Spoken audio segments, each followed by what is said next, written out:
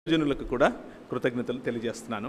దైవజనులు బెన్నీ గారు మా అంకుల్ గారు, వారు వీరు చాలా మంచి స్నేహితులు అని విన్నాను. ఒకటి రెండు సార్లు కలిశాను కూడా ఇంతకుముందు.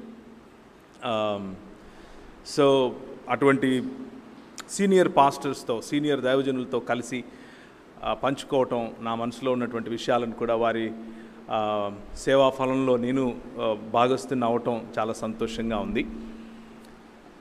అయితే ఈరోజు సాయంకాలం చెప్పే విషయాలు మీకేవి కొత్తవిగా ఏమీ ఉండవు.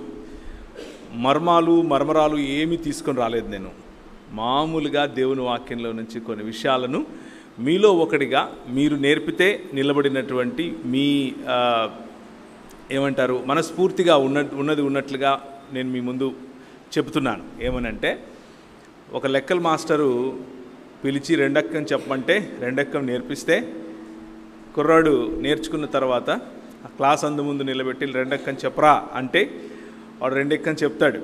చెప్పినప్పుడు అందరూ చప్పట్లు కొడతారు, అభినందిస్తారు. అలాగే మీలో చాలామంది నాకంటే పెద్దవారు సంఘంలోనూ అలాగే పరిచర్యలోనూ మీకున్నంత ఎక్స్పీరియన్స్ నా వయసు ఉండదు.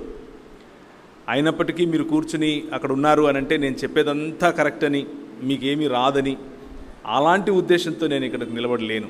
మీరు చెప్పి నేర్పించగా నిలబడి వల్లె వేస్తున్నాను అంతే. అంత మాత్రమే క్రైస్తవ సంఘం, సార్వత్రిక క్రైస్తవ సంఘం నేర్పించినటువంటి పాఠాలు, నేర్పించినటువంటి దేవుని వాక్యంలో తెలుసుకోవాల్సినటువంటి నిధులను మీరు నేర్పించగా నేను తిరిగి మీ ముందు వల్లె వేస్తున్నాను అన్న విషయాన్ని దయచేసి గుర్తుంచుకోండి. అది మనస్ఫూర్తిగా ఆ హృదయంతోనే మీ ముందుకు నేను వస్తున్నాను. ఇకపోతే ఈరోజు రేపు సాయంత్రం మనము మాట్లాడుకోబోయేటటువంటి మాటలు దేవుని వాక్యమునకు చుట్టుపక్కల ఉంటాయి. అంటే ప్రతిసారి దేవుని వాక్యమే మాట్లాడుకుంటాం కదా అని అంటాం, కానీ దేవుని వాక్యంలో నుండి వేరు వేరు అంశాలను మనం మాట్లాడుకుంటాం. కానీ ఈరోజు మరియు రేపు సాయంకాలం మనం మాట్లాడుకునే విషయాలు దేవుని వాక్యమును గురించే ఉంటాయి. దేవుని వాక్యము మనకు ఎందుకు ఇంత ప్రాముఖ్యం, దాని ప్రాధాన్యత ఏమిటి అన్న విషయాల్ని మనం చూసే ప్రయత్నం చేస్తాం. ఆ చూసే క్రమంలో మనకు దేవుడిచ్చినటువంటి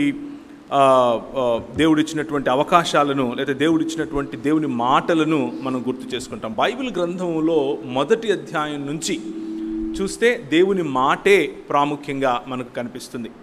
బైబిల్ గ్రంథంలో ఆదికాండం మొదటి అధ్యాయంలో దేవుడు పలకటం, ఆ పలికినటువంటి దాన్ని, ఆ మాటను ఆధారం చేసుకునే సృష్టి క్రమం అంతా ఉద్భవించటం మనం చూస్తాం. సృష్టి క్రమాన్ని ఉద్భవింపజేసినటువంటి దేవుని మాట, సృష్టి క్రమాన్ని తన మాట చేత నిర్మించినటువంటి దేవుని యొక్క వాక్యమును గురించి మనం తెలుసుకోబోతున్నాం. దాని యొక్క ప్రాధాన్యతను మనం తెలుసుకోబోతున్నాం. ప్రభు అయిన యేసుక్రీస్తు ఈ లోకంలోనికి మానవుడిగా, మీలాగా నాలాగా రక్తమాంసములు కలిగినటువంటి దేవుని స్వరూపము మరియు పోలిక చొప్పున ఉన్నటువంటి మానవులను ప్రేమించి వారి వలె మానవత్వమును ధరించుకుని మన మధ్యకు వచ్చినటువంటి కృపాసత్య సంపూర్ణుడు ఒకసారి ఆయన పరిచర్యకు సిద్ధపడిన తర్వాత, ఉపవాసం ఉండి పరిచర్యలో పరిశుద్ధాత్ముని చేత అభిషేకింపబడి, పరిశుద్ధాత్ముని చేత నడిపింపబడి అరణ్యములో 40 దినాలు ఉన్న సమయంలో, ఆ 40 దినాలు సాతాను ప్రభువును శోధించినప్పుడు 3 ప్రశ్నలను, లేకపోతే సారాంశ రూపంగా చెప్పినటువంటి, అంటే ఆ 3 మాటలు మాట్లాడేసి వెళ్ళిపోయింది అని కాదు. ఆ 40 దినాలు ఆ సారాంశము 3 మాటల్లో మార్కు సువార్త అలాంటి సువార్థికులు రాయటం మనం చూస్తాం. ఆ సువార్థికులు రాసినటువంటి మాటల్లో 3 ముఖ్యమైనటువంటి అంశాలు మనకు కనిపిస్తాయి.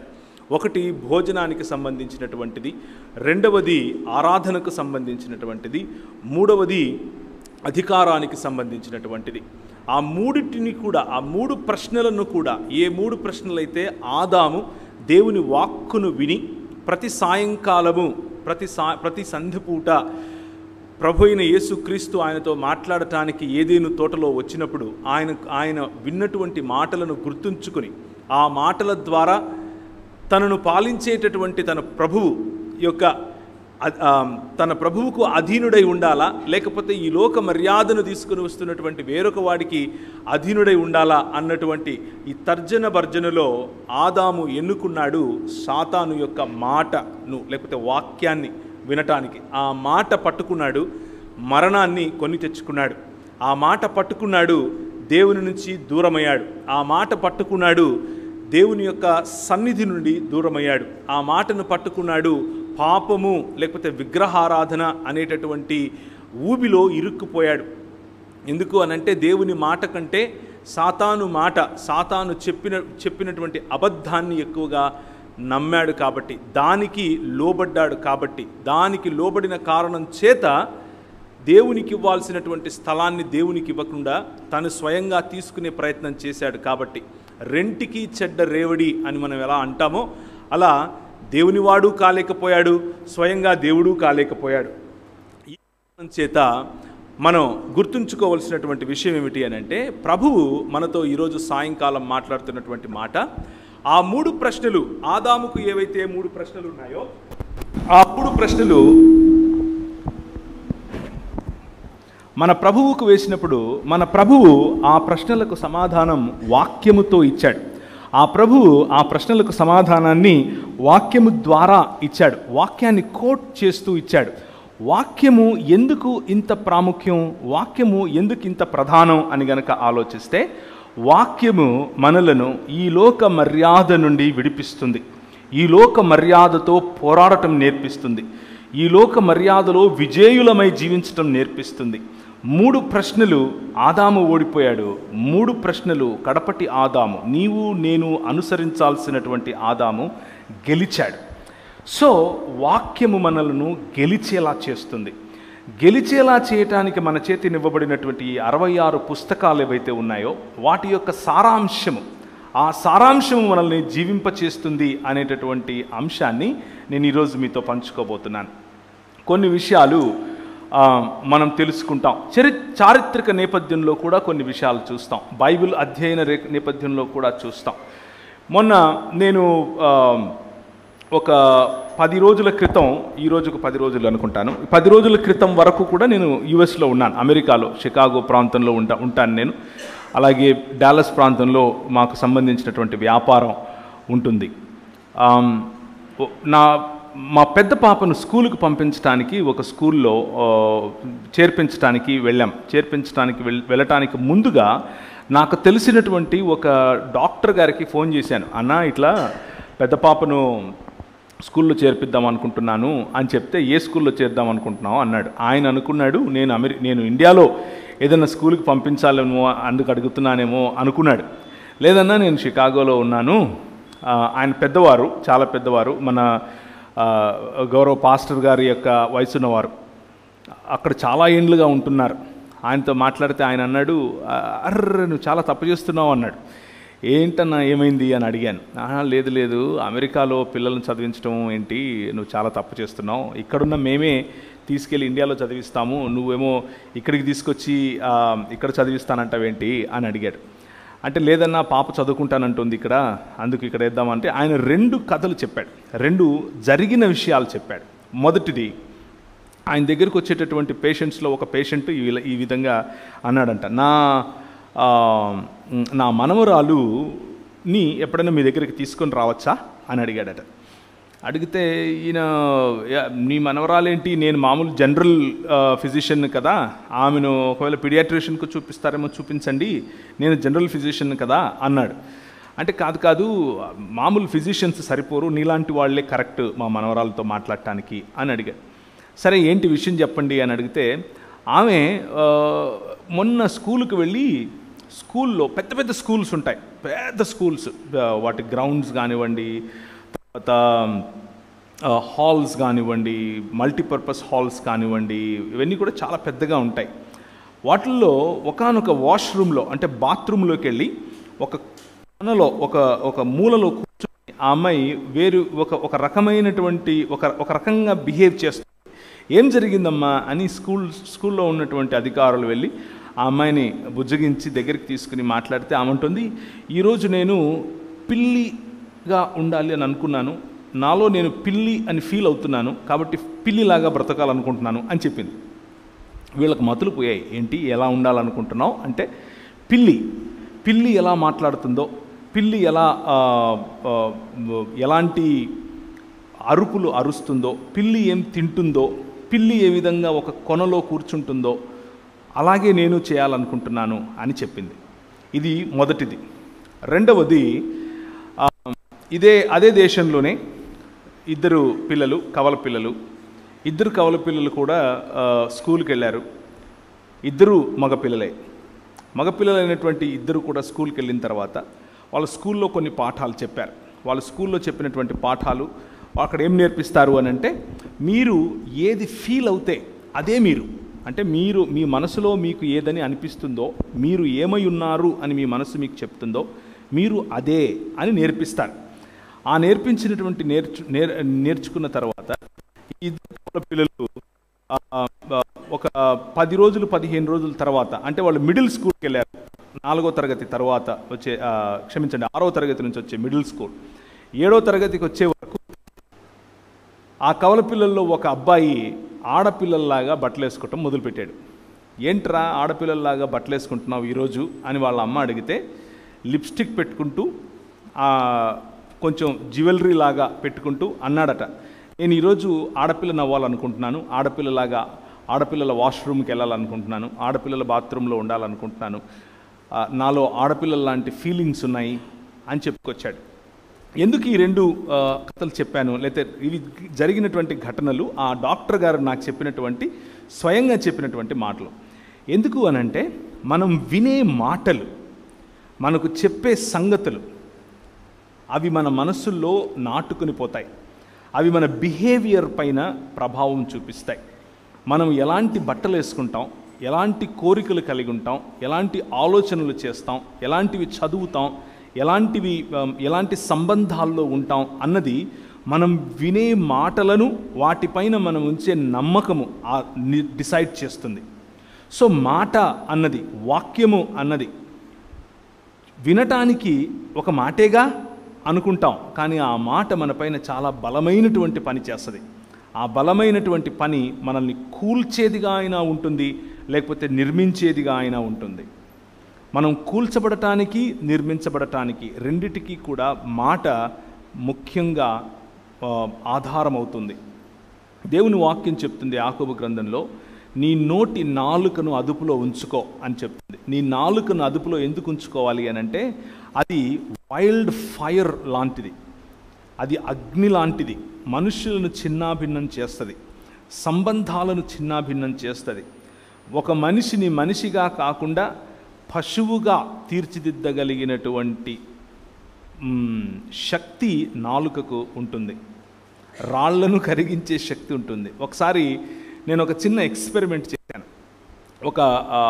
మా ఇంట్లో ఒక వ్యక్తికి చెప్పటం కోసం, ఆమె మాటలు ఎంత డేంజరస్ ఉంటాయి అని చెప్పటం కోసం, ఒక చిన్న మొక్క, తులసి మొక్క పెట్టుకుంటారు కదా ఇంట్లో, అలాంటిది తీసుకుని వచ్చి మా ఇంట్లో బాల్కనీలో పెట్టాను. బాల్కనీలో పెట్టి ప్రతిరోజు దానికి నీళ్లు పోసే సమయంలో దాన్ని తిట్టమని చెప్పాను. జాగ్రత్తగా వినండి. దానికి నెగిటివ్ మాటలు, దాన్ని తిడుతూ నెగిటివ్గా మాట్లాడుతూ ఉండమని చెప్పాను. అలా చేశారు. ఎప్పుడూ ఎలా మిగిలిన మొక్కలకు నీళ్ళు ఎలా పోస్తారో దానికి అలాగే పోశారు. మిగిలిన మొక్కల దగ్గర కోడిగుడ్లు లేకపోతే ఇలాంటి ప్రోటీన్ రావడానికి ఏదైతే పెడతారో అవే దానికి పెట్టారు. కానీ చూసిన ప్రతిసారి తిడుతూ, చీదరించుకుంటూ, దుర్భాషలాడుతూ, నెగిటివ్గా మాట్లాడుతూ ఆ చెట్టుకు చేశారు. 1 నెలన్నర తరువాత అది చచ్చిపోయింది. నెలన్నర తరువాత ఆ మొక్క చచ్చిపోయింది. సో ఎందుకు ఈ మాటలు చెప్తున్నాను అనంటే, మాట అన్నది అంత స్ట్రాంగ్, అంత బలమైంది. ఆ బలమైన మాట మన హృదయాలను నిర్మించగలదు, లేకపోతే మన హృదయాలను నిర్వీర్యం కూడా చేయగలదు. దేవుని మాట నిర్మించే మాట, దేవుని మాట కలుగజేసే మాట, దేవుని మాట కట్టే మాట, దేవుని మాట ఈ లోక మర్యాదను కూలుస్తుంది, ఈ లోకంలో మంచిని నిర్మిస్తుంది. దేవుని మాట మనకొక దృక్పథాన్ని ఇస్తుంది. దృక్పథము అనంటే ఏమిటి అనంటే, ఇవి కంటి అద్దాలు. ఇలా పెట్టుకున్నప్పుడు దీని ద్వారానే నేను మిమ్మల్ని అందరినీ చూడగలుగుతున్నాను. ఇది పెట్టుకుంటే నాకు బాగా కనిపిస్తాయి, చదవగలుగుతాను. కానీ ఇవి పెట్టుకుంటే మీరు బాగా కనిపించరు. ఇవి తీసేస్తే మీరు బాగా కనిపిస్తారు, కానీ అద్దాలు సరిగ్గా కనిపించవు. దీన్ని గుడ్డితనానికి మొదటి మెట్టు అంటారు, రైట్? నేను ఆ మొదటి మెట్టు ఎక్కేసాను ఆల్రెడీ. సో ఎందుకు ఈ మాట చెప్తున్నానంటే, ఇవే కంటి అద్దాలు నలుపు రంగులో ఉంటే అంతా నల్లగా కనిపిస్తుంది. ఇవే అద్దాలు ఎరుపు రంగులో ఉంటే అంతా ఎరుపు రంగులోనే ఉంటాయి. మనకున్న సామెతను గుర్తు చేసుకుంటే, కామెర్లు ఉన్నవాడికి లోకమంతా పచ్చగానే కనిపిస్తుంది. దృక్పథము అంటే కంటెద్దాలతో సమానం. ఈ దేవుని వాక్యము మనకు దృక్పథంలా పనిచేస్తుంది. ఈ ప్రపంచాన్ని చూడటానికి ఒక ఫ్రేమ్ వర్క్ ఇస్తుంది. ఈ ప్రపంచాన్ని అర్థం చేసుకోవటానికి ఒక మంచి కంటి అద్దాల్లాగా పనిచేస్తుంది. పురుషుణ్ణి పురుషునిగా చెబుతుంది, స్త్రీలను స్త్రీలుగా చెబుతుంది. పురుషుణ్ణి ఎలా గౌరవించాలో నేర్పిస్తుంది, స్త్రీని ఎలా గౌరవించాలో నేర్పిస్తుంది. స్త్రీ పురుషులకు ఉన్నటువంటి వైవిధ్యత లేదా వివిధత, అలాగే స్త్రీ పురుషులు దేవుని స్వరూపము మరియు పోలిక చొప్పున చేయబడినటువంటి దేవుని పోలికలో ఉన్నటువంటి మనుష్యులుగా చెబుతుంది.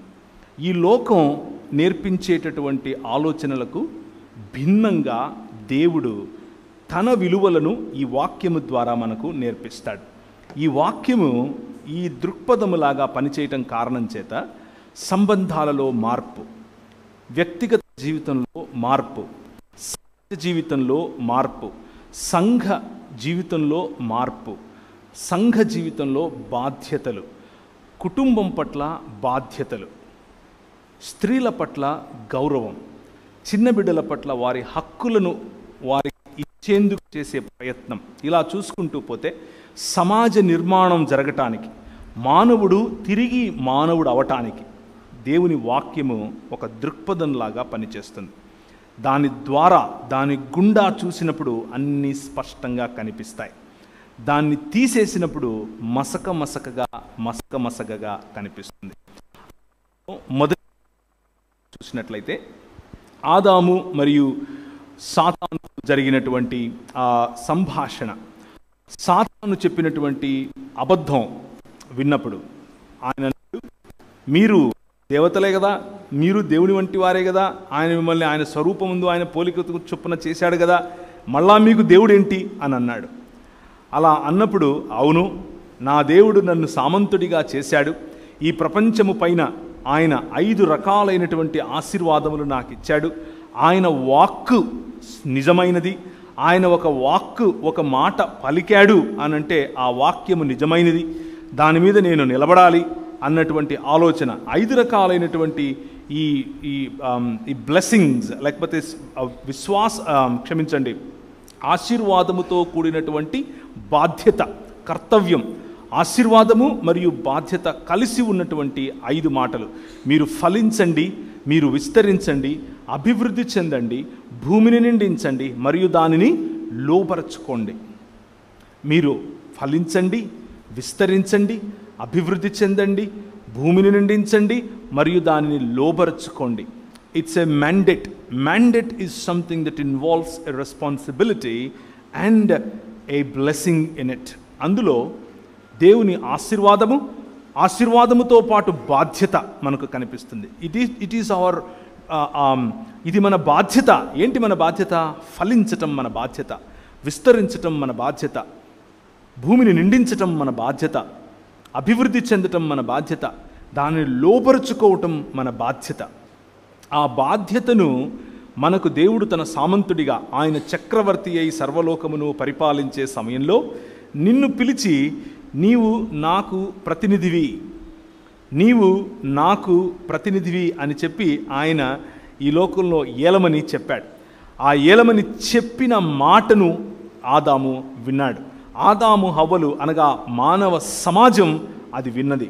విన్న మానవ సమాజం దేవుని వాక్యమును పట్టుకోకుండా పక్కనే వచ్చి చెప్పినటువంటి ఇంకొక మాట, నువ్వు దేవుడివి కాలేవా, నీకు ఇంకా పైన ఒక నాయకుడు ఉండాలా, నీ అంతా నువ్వు చెయ్యొచ్చుగా అని చెప్పినప్పుడు, లేకపోతే నువ్వు దేవుడివేనటగా అని చెప్పినప్పుడు దేవుని స్థానాన్ని మనం దొంగిలించే ప్రయత్నం చేశాం. మనిషిగా మనల్ని దేవుడు చేశాడు, దేవుడుగా నేను ఉండాలని మనిషి అనుకున్నాడు. జాగ్రత్తగా వినండి, మనిషిగా దేవుడు మనల్ని చేశాడు, మనిషి మాత్రం దేవుడిని అవ్వాలి అని అనుకున్నాడు. తన మతాలను సృష్టించుకున్నాడు, తన దృక్పథాలను సృష్టించుకున్నాడు. ఉన్నటువంటి ప్రతి ఈవిని మరల్చుకొని తానే దేవుడయ్యే ప్రయత్నం చేశాడు. దీన్నే విగ్రహారాధన అంటారు, దీన్నే పాపము అని అంటారు. మానవ సమాజం మొత్తం కూడా పాపంలో పడిపోవటానికి గల ఏకైక కారణం దీన్నే ఒరిజినల్ లేకపోతే దీన్నే మూల పాపము అని కూడా పిలుస్తారు.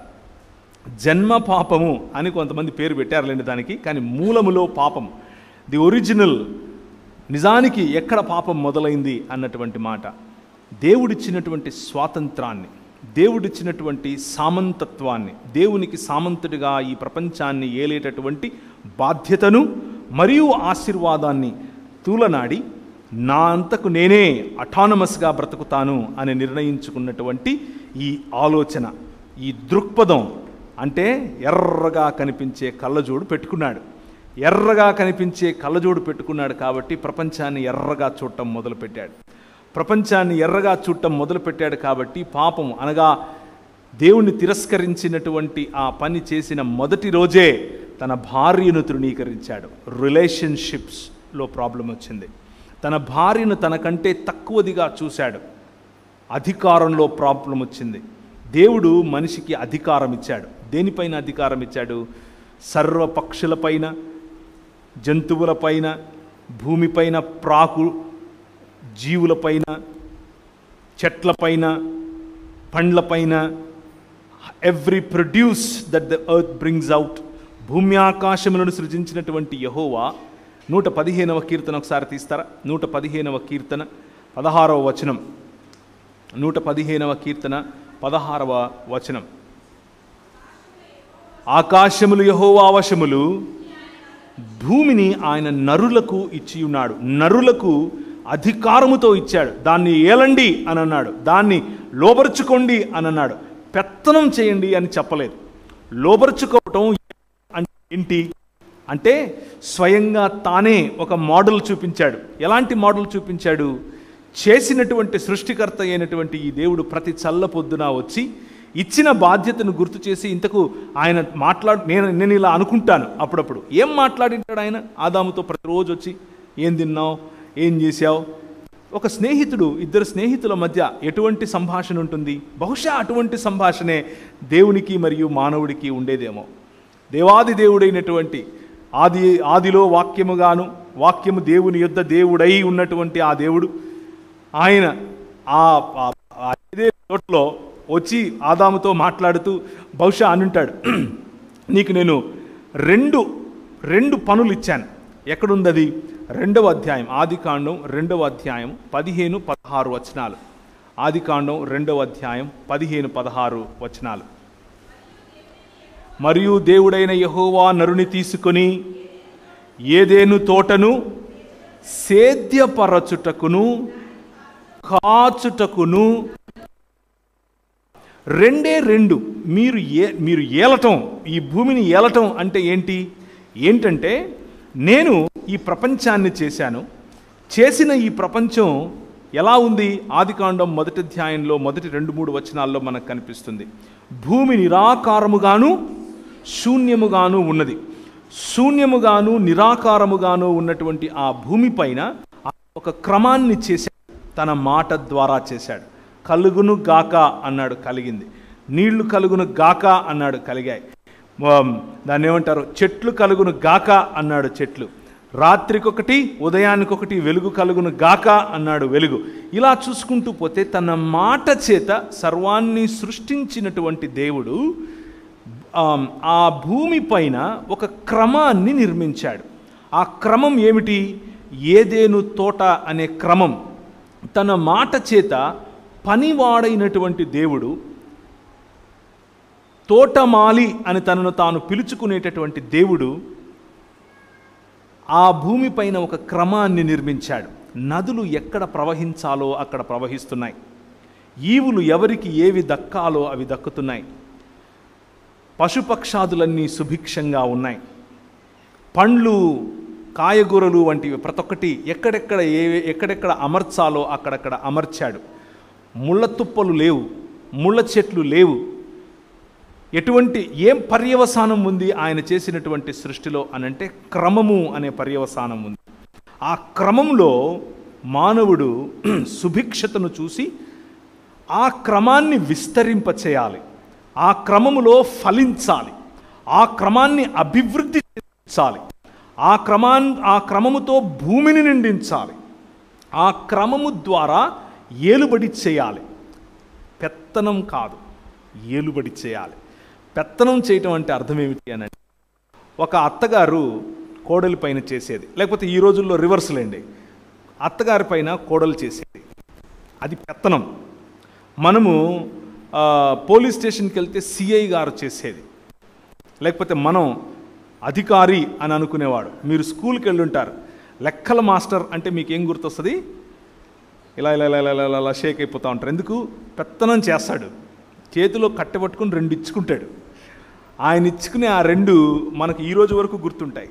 అది పెత్తనం చేయటం. మన ఉద్దేశంలో అధికారి అంటే ఎవరంటే మన హక్కులను కాలరాసేవాడు, మన హక్కులతో ఆడుకునేవాడు, మన బాడీస్ను అబ్యూజ్ చేసేవాడు, మనకున్నటువంటి స్వేచ్ఛను హరించేవాడు అని అనుకుంటాం. నిజానికి అది దేవుని మాట కాదు, దేవుని వాక్యం కాదు. దేవుని వాక్యము అధికారం ఇచ్చింది. ఏంటా అధికారం?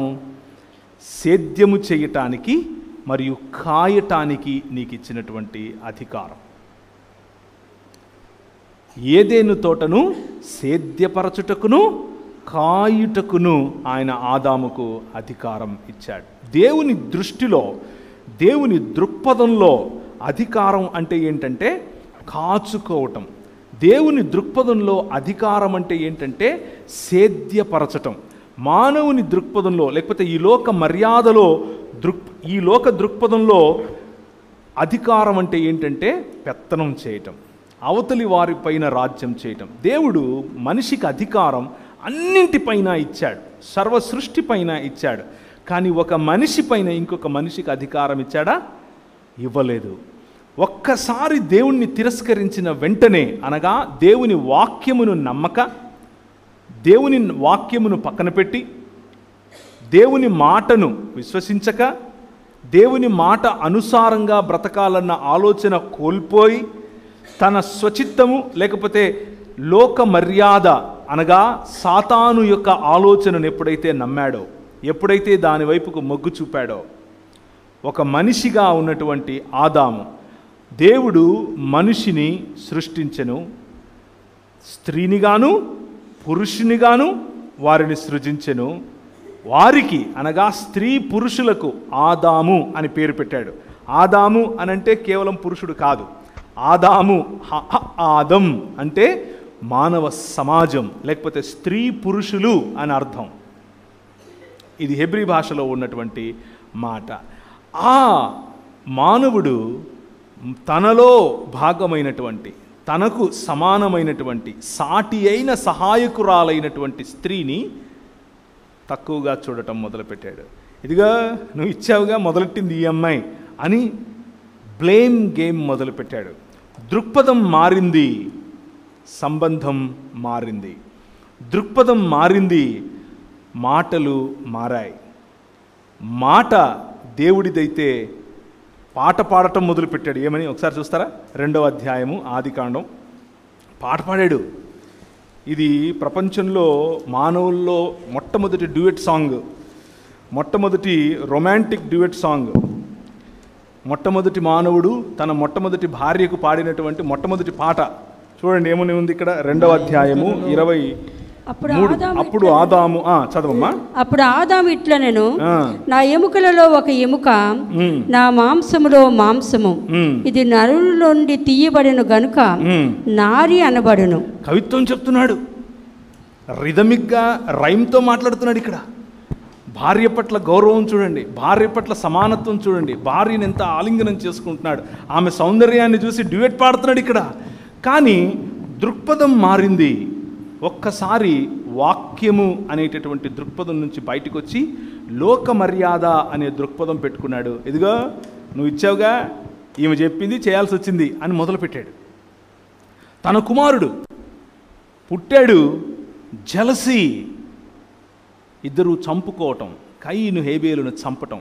ఇలా చూసుకుంటూ పోతే సమాజం, మానవ సమాజం దేవునికి దూరం అయ్యే కొద్దీ దృక్పథములో మార్పు వచ్చే కొద్దీ దేవుని వాక్యము కాకుండా, దేవుని మాట కాకుండా, దేవుని యొక్క ఆజ్ఞ కాకుండా, దేవుని యొక్క కట్టడ కాకుండా, దేవుని యొక్క సన్నిధిని విడిచిపెట్టగలిగినంత ధైర్యమునిచ్చేటటువంటి లోక మర్యాదకు లోబడ్డారు.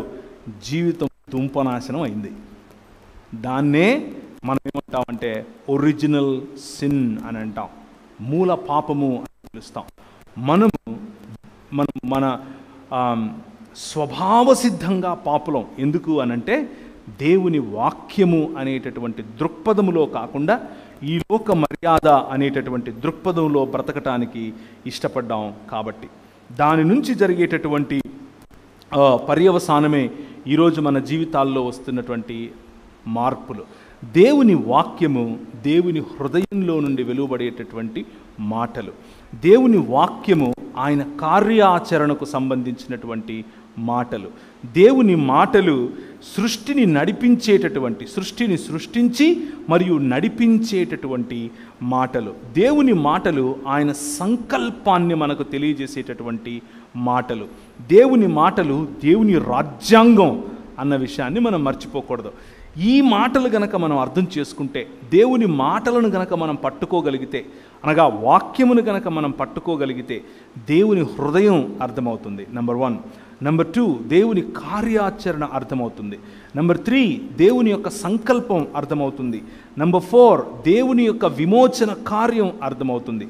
నెంబర్ 5, దేవుని యొక్క దాన్ని ఏమంటారు, దేవుని యొక్క రాజ్యాంగము అర్థమవుతుంది. కాబట్టి ఆయన రాజని, మనం ఆయన సామంతులమని, ఆయన యొక్క అంబాసిడర్స్మని, ఈ ప్రపంచాన్ని ఏలటానికి, ప్రపంచంలో సుభిక్షతను తీసుకొని రావటానికి అవసరమైనటువంటి సువార్త అర్థమవుతుంది. సో దేవుని వాక్యము రెండంచుల ఖడ్గము అన్నటువంటి మాట మీరు వినే ఉంటారు, దేవుని వాక్యంలో చదివే ఉంటారు. దేవుని మాట రెండంచుల ఖడ్గము అని మనకు ఎందుకు చెప్తున్నారు అంటే, ఒక అంచు దేవుని గురించి మనకు చెబుతుంది, రెండవ అంచు మనిషిని గురించి చెబుతుంది. ఈ 66 పుస్తకాలు ఉన్నటువంటి దేవుని వాక్యం చాలామంది పొరపడేది ఏమిటి అని అంటే, we limit this to the theology written by human beings. మనుష్యుల చేత లేకపోతే మనుష్యులు వ్రాసినటువంటి దేవుని గురించినటువంటి అధ్యయనం అని అనుకుంటాం. కానీ అంతకు మాత్రమే పరిమితం కాదండి. దేవుని వాక్యమైనటువంటి 66 పుస్తకాలు ఉన్నటువంటి బైబిల్ గ్రంథము దేవుడు రాసినటువంటి ఆంథ్రోపాలజీ అంటే అర్థం ఏంటంటే మనుష్య శాస్త్రము. This is not just a theology or the book of theology, but this is a book of anthropology written by God himself. దేవుడు రాసినటువంటి ఆంథ్రోపాలజీ అనే పుస్తకమే బైబిల్. సో ఈ రెండంచుల ఖడ్గం, ఒకటి దేవుని మనకు అర్థం చేసేలా చేస్తుంది, దేవుని సంకల్పాన్ని అర్థం చేసేలా చేస్తుంది, దేవుని హృదయాన్ని అర్థం చేసేలా చేస్తుంది, దేవుడు మనకిచ్చినటువంటి పిలుపుని అర్థం చేసేలా చేస్తుంది, దేవుడు మనకిచ్చినటువంటి అధికారాన్ని అర్థం చేసుకునేలా చేస్తుంది. రెండవదిగా మనిషి ఏమై ఉన్నాడో తెలుస్తుంది. మనిషికి ఉండాల్సిన సంబంధం గురించి చెప్తుంది. నువ్వు మనిషివి, నువ్వు పిల్లివి కాదు అని చెప్తుంది. పురుషుడితో నువ్వు పురుషుడివి, స్త్రీవి కాదు అని చెప్తుంది. స్త్రీతో నువ్వు స్త్రీవమ్మ, మాతృమూర్తివి, నువ్వు పురుషుడివి కాదు అని చెప్తుంది. వివిధత ఉన్నప్పటికీ మీరు ఒక్క మానవుడు అని నేర్పిస్తుంది. కనికరము గురించి చెబుతుంది, ప్రేమను గురించి చెబుతుంది, విశ్వాసమును గురించి చెబుతుంది, విశ్వాస్యతను గురించి చెబుతుంది, నమ్మకత్వమును గురించి చెబుతుంది. ఇలా ఎందుకు చెబుతుంది అనంటే, the relationship between man and man, మనుషునితో ఉండాల్సిన సంబంధమును నేర్పించే పుస్తకమే 66 పుస్తకాలు ఉన్నటువంటి బైబిల్ గ్రంథం. వాక్యము, దేవుని వాక్యము మనిషిని మనిషిగా చేస్తుంది. అదేంటన్నా, నేను ఇప్పుడు మనిషి కాదా అని మీరు ప్రశ్న అడగచ్చు. దేవుడు రాసినటువంటి ఈ ఆంథ్రోపాలజీ అనే ఈ పుస్తకం, లేకపోతే మానవ శాస్త్రముగా చదవగలిగినటువంటి ఈ పుస్తకం, దేవుని చేత వ్రాయబడినటువంటి మానవ శాస్త్రము ఏం నేర్పిస్తుంది అంటే, ఒక మనిషి ఎలా బ్రతకాలో చెబుతుంది. నువ్వు మనిషిగా లేకపోవటానికి గల కారణం ఏమిటి అని అంటే, లేకపోతే మనిషిగా అనుకుంటూ ఉన్నప్పటికీ 100% మానవుడిగా బ్రతకలేనటువంటి పరిస్థితి ఎందుకుంది అనంటే, ఏ రోజైతే మనం దేవుణ్ణి తిరస్కరించామో, నేనెప్పుడు దేవుణ్ణి తిరస్కరించాను అంటారా? నేనెప్పుడు దేవుణ్ణి తిరస్కరించలేదే, నేను చాలా భక్తిగా ఉన్నాను కదా, నేను ప్రతి ఆదివారం సంఘానికి వస్తాను, సంఘ బల్ల ఆరాధనలో నేను పాల్గొంటాను, నేను కానుకలు వేస్తాను, నేను సువార్త పరిచర్యకు వెళతాను, ఇదంతా చేస్తున్నాను కదా, దేవుణ్ణి తిరస్కరించడం ఏంటి అన్న ప్రశ్న మీలో రావచ్చు. ఒక చిన్న ఉదాహరణ చెప్తాను. నాకు పెళ్లి చేసుకోవాలి అన్నటువంటి సమయం వచ్చింది. మా పాస్టర్ గారు పిలిచి, అయ్యా మా బిడ్డను నీకు ఇచ్చి పెళ్లి చేయాలనుకుంటున్నాము, మీ అమ్మ ఫోన్ నెంబర్ ఇస్తే నేను మాట్లాడతాను అని అన్నాడు. సరే అని చెప్పి మా అమ్మకు నేను ఫోన్ చేశాను. నేను అప్పుడు మధ్యప్రదేశ్లో మిషనరీగా ఉన్నాను. మధ్యప్రదేశ్లో నేను 11 సంవత్సరాలు దేవుని పరిచర్య మిషనరీగా చేశాను. కోయా, గోండు, కోర్కు, బిలాల ఇలాంటి అలాగే ముస్లింలు ఇలాంటి జాతుల మధ్యలో నేను పరిచర్య చేశాను. అలా పరిచర్య చేసే క్రమంలో మా పాస్టర్ గారు నాతో ఇలా మాట్లాడినప్పుడు మా అమ్మకు ఫోన్ చేశాను. మా అమ్మకు ఫోన్ చేసి, అమ్మ మరి ఇట్లా మా పాస్టర్ గారు వాళ్ళ అమ్మాయిని ఇచ్చి పెళ్లి చేయాలనుకుంటున్నారు, మరి నీతో మాట్లాడతారంట, నంబర్ ఇస్తాను అని నేను మాట్లాడుతుంటే మా అమ్మ నన్ను ఒక ప్రశ్న అడిగింది. మా అమ్మ 1800 చిల్లరలోనే, అంటే కాకినాడ ప్రాంతానికి కెనడా కదా ఇది, కాకినాడ ప్రాంతానికి కెనడా నుంచి మిషనరీలు వచ్చిన సమయం 1799లో విశాఖపట్నం ప్రాంతంలోనికి మొట్టమొదటిసారిగా మనకు మిషనరీలు వచ్చారు. 1799కి ముందు కూడా బర్తలోమీ గారు, అలాగే ఆయన తర్వాత డానిష్ మిషనరీలు, ఆయన తర్వాత ఎస్పీజీ వారు ఈ గడ్డ మీదకి వచ్చారు. రాయలసీమ మాది కడప, ఆ ఊళ్ళకు 1800 చిల్లరలోనే మిషనరీ సేవలు వచ్చాయి. మిషనరీ సేవల ద్వారా మా కుటుంబాలు, మా అమ్మ తరఫున కుటుంబాలు చాలామంది ప్రభువును అప్పటికే తెలుసుకున్నారు. అంటే మా అమ్మ వాళ్ళ నాయన కూడా క్రైస్తవుడే, అక్కడి నుంచి వస్తున్నటువంటి క్రైస్తవం. మా అమ్మ నాకు ఫోన్లో ఏమని అడిగింది అని అంటే, మనోళ్ళేనా అని అడిగింది. అర్థమవుతుందా? మనం క్రైస్తవులమే, కానీ ఏ దృక్పథం పెట్టుకొని మనిషిని చూస్తాం? మన దృక్పథంలో మార్పు. ఏ దృక్పథం పెట్టుకుంటే మనిషి మనకు మనిషిగా మనవాడుగా కనిపిస్తాడు అనేది ప్రశ్న. మా అమ్మ నన్ను అడిగిన ప్రశ్న ఇది. ఎన్ని సంవత్సరాల క్రైస్తవం? 200 పైచిలకు సంవత్సరాల క్రైస్తవం. నేను పెళ్లి చేసుకుంది 2006లో. 1800 చిల్లరలోనే మా కుటుంబంలో ఉన్నవాళ్ళు క్రైస్తవులు. ఆ తర్వాత మా అమ్మ ఎస్పీజీ సంఘంలో పెరగటం, ఆ తర్వాత క్యాథలిక్గా మారటం, ఆ తర్వాత మళ్ళీ నేను ప్రభువుని నమ్ముకున్న తర్వాత ఆమె కూడా మన ఇవాంజలికల్ ఫెయిత్లో వీరికి రావటం, ఇవన్నీ చాలా జరిగాయి. కానీ అడిగే ప్రశ్న ఏంటి? మనోళ్ళేనా అనింది. నేను తడుముకోకుండా చెప్పాను, మనోళ్ళే అని చెప్పాను. మనోళ్ళు అన్నప్పుడు ఆమె దృక్పథం వేరు, ఆమె దృక్పథం మనోళ్ళు అన్నప్పుడు వేరు, మనోళ్ళు అన్నప్పుడు నా దృక్పథం వేరు. నాకు మనోళ్ళు ఎవరో ఆమెకు తెలియదు, ఆమెకు మనోళ్ళు ఎవరో నాకు తెలుసు. అర్థమవుతుందా? So now let's think about it. వాక్యము ఏం చేస్తుంది అంటే ఈ దృక్పథాన్ని ఇస్తుంది, మనిషిని మనిషిగా స్వీకరించటం నేర్పిస్తుంది. మన అన్న పదానికి మనిషి అన్న పదంతో ముడిపెట్టి మరీ చూడటం నేర్పిస్తుంది. క్రైస్తవ సమాజం ఈరోజు, క్రైస్తవ సమాజానికి, ముఖ్యంగా ఆంధ్రప్రదేశ్ తెలంగాణలో ఉన్నటువంటి క్రైస్తవ సమాజానికి పట్టినటువంటి బూజు, దరిద్రం ఏంటి అని అంటే ఈ మనోళ్ళేనా అనే ఆలోచన. ఈ ఆలోచన, ఈ దృక్పథం రక్షింపబడ్డాం అనుకుంటూ ఇదే అద్దాలు పెట్టుకొని తిరుగుతూ ఉంటారు. 66 పుస్తకాలు ఉన్నటువంటి ఈ బైబిల్ మనకు ఒక దృక్పథాన్ని ఇస్తుంది.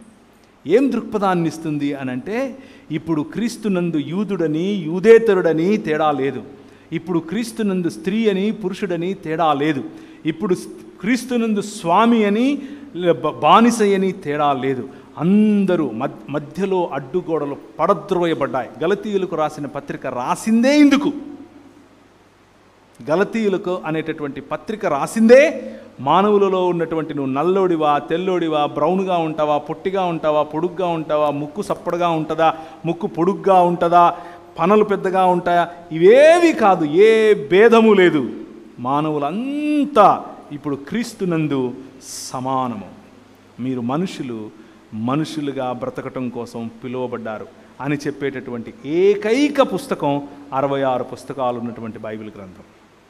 నేను దాదాపు 2002 నుంచి 2014 వరకు ఎన్ని సంవత్సరాలు అయ్యాయి? 2011 వేసుకోండి, ఎన్ని సంవత్సరాలు అయ్యాయి? చాలా సంవత్సరాలు అయ్యాయి. ఇప్పుడు లెక్క పెట్టడం ఎందుకు? అన్ని సంవత్సరాలు ఇస్లాం స్టడీ చేశాను. అన్ని సంవత్సరాలు నేను ఇస్లాం స్టడీ చేశాను. పెద్ద పెద్ద వాళ్ళతో ఇస్లాం గురించినటువంటి డిబేట్స్ చేశాను. ఇలా కొన్ని వేల మంది ఉండగా నిలబడి బైబిల్ గ్రంథాన్ని, ఇస్లాం ఖురాన్ గ్రంథాన్ని పక్కన పెట్టుకొని మాట్లాడాను. వాళ్ళ సొంత మసీదులకు వెళ్ళి నేను దాని గురించి మాట్లాడాను. చాలామంది క్రైస్తవంలోనికి ముస్లిం సహోదరులు సహోదరులు వచ్చారు. నేను రాసిన పుస్తకాలు చదువుకుని కూడా వచ్చారు. ఎందుకు ఈ మాటలు చెప్తున్నానంటే, ఆ ఖురాన్ గ్రంథం ఈ దృక్పథం ఇవ్వదు, సమానత అన్నటువంటి దృక్పథం ఇవ్వదు, ఐక్యత అన్న దృక్పథం ఇవ్వదు. అలాగే గత కొన్ని సంవత్సరాలుగా, అనగా 2013వ సంవత్సరం నుంచి ఇది 2022 అంటే 9 సంవత్సరాలు నేను హైందవ భావజాలం గురించి స్టడీ చేస్తున్నాను. పురాణాలు కానివ్వండి, వేదాలు కానివ్వండి, మీ ఇష్టం వచ్చింది, గీత కానివ్వండి. రక్షణ టెలివిజన్లో దాదాపు ఒక 5 డిబేట్స్ ఇంగ్లీష్లో చేశాను. హిందీలో అయితే వారానికి ఒకటి చేస్తుంటాను. తెలుగులో అయితే వారానికి ఒకటి. వాళ్ళు వస్తూ ఉంటారు, మాట్లాడుతుంటారు, వెళ్ళిపోతుంటారు వెనక్కి, వాళ్ళ దగ్గర సమాధానాలు లేక. కానీ ఏది తెలుసా కారణం? అలా దేవుని వాక్యమును పట్టుకొని నిలబడటం. 66 పుస్తకాలు ఉన్నటువంటి ఈ బైబిల్ గ్రంథం ఇచ్చే దృక్పథం ఇంకా ఏ పుస్తకంలో లేదు, ఏ భావజాలంలో లేదు, ఏ ఆలోచనలో లేదు. ఈ దృక్పథం ఉంది చూసారా, బైబిల్ అనేటటువంటి దృక్పథం. ఇది మనల్ని నిజంగా మనిషిగా మారుస్తుంది. ఇది నిజంగా మనకు శక్తినిస్తుంది. ఇది నిజంగా మనల్ని గెలిచేలా చేస్తుంది. నిజంగా మనల్ని ముందుకు నడిపిస్తుంది. ఒక చిన్న ఉదాహరణ చెప్పి ముందుకెళ్ళే ప్రయత్నం చేస్తాను. సమయం ఎక్కువ లేదు కాబట్టి 15 నిమిషాల్లో నేను 8:45 కొదమంటారా? 9 వరకు ఉందా? ఓకే, సరే. సో దేవుని వాక్యమును గురించినటువంటి ఆలోచన, దేవుని వాక్యము ఎలా మనల్ని పడుతుంది, ఎలా మన జీవితాలు మారుస్తుంది అనేది మనం మాట్లాడుకుంటున్నాం. ఈ ప్రాంతంలో వద్దులేండి, ఈ ప్రాంతం గురించి రేపు మాట్లాడదాం. హిస్టారికల్ ఎవిడెన్సెస్తో రేపు మాట్లాడదాం ఈ ప్రాంతం గురించి. ప్రస్తుతానికి ట్రావెన్కోర్ అనే ప్రాంతం గురించి మాట్లాడదాం. ట్రావెన్కోర్ అనేటటువంటి ప్రాంతము ఇప్పుడున్నటువంటి కేరళ మరియు తమిళనాడు ప్రాంతాల్లో ట్రావెన్కోర్, అలాగే ట్రాంకుబార్ అనేటటువంటి ప్రాంతాలు ఉంటాయి. ఈ ప్రాంతాల్లో స్త్రీలు పై వస్త్రం వేసుకోవటానికి అవకాశం ఉండేది కాదు. అంటే జాకెట్లు వేసుకోకూడదు, పై వస్త్రం వేసుకోకూడదు. వాళ్ళు ఇంతవరకే లుంగిల్లాగా కట్టుకొని తిరగాలి. పైన వక్షాలు కనిపించాలి అందరికీ. ముఖ్యంగా నిమ్న జాతికి చెందినటువంటి స్త్రీలు, నిమ్న జాతి అనంటే నిమ్న జాతికి ఉన్నటువంటి నిర్వచనం ఏమిటి అనంటే, బ్రాహ్మణ, క్షత్రియ, వైశ్య మరియు ఈ 3 కాకుండా ఉన్న వాళ్ళందరూ కూడా నిమ్న జాతి. బ్రాహ్మణ, క్షత్రియ, వైశ్య జాతులు తప్ప మిగిలిన వాళ్ళందరూ నిమ్న జాతులే. అనగా అది రెడ్డి, వెలమ, కాపు, కమ్మ ఏదైనా కానివ్వండి, అందరూ నిమ్న జాతే. ఎవరింట భోజనం చేసినా మలం తినతో సమానము అని దేవి భాగవతం చెప్తుంది. సో అలాంటి పరిస్థితిలో మన దేశంలోనికి ఈ 66 పుస్తకాలు ఉన్నటువంటి బైబిల్ భావజాలాన్ని ఎత్తుకొని వచ్చిన వాళ్ళు వచ్చారు.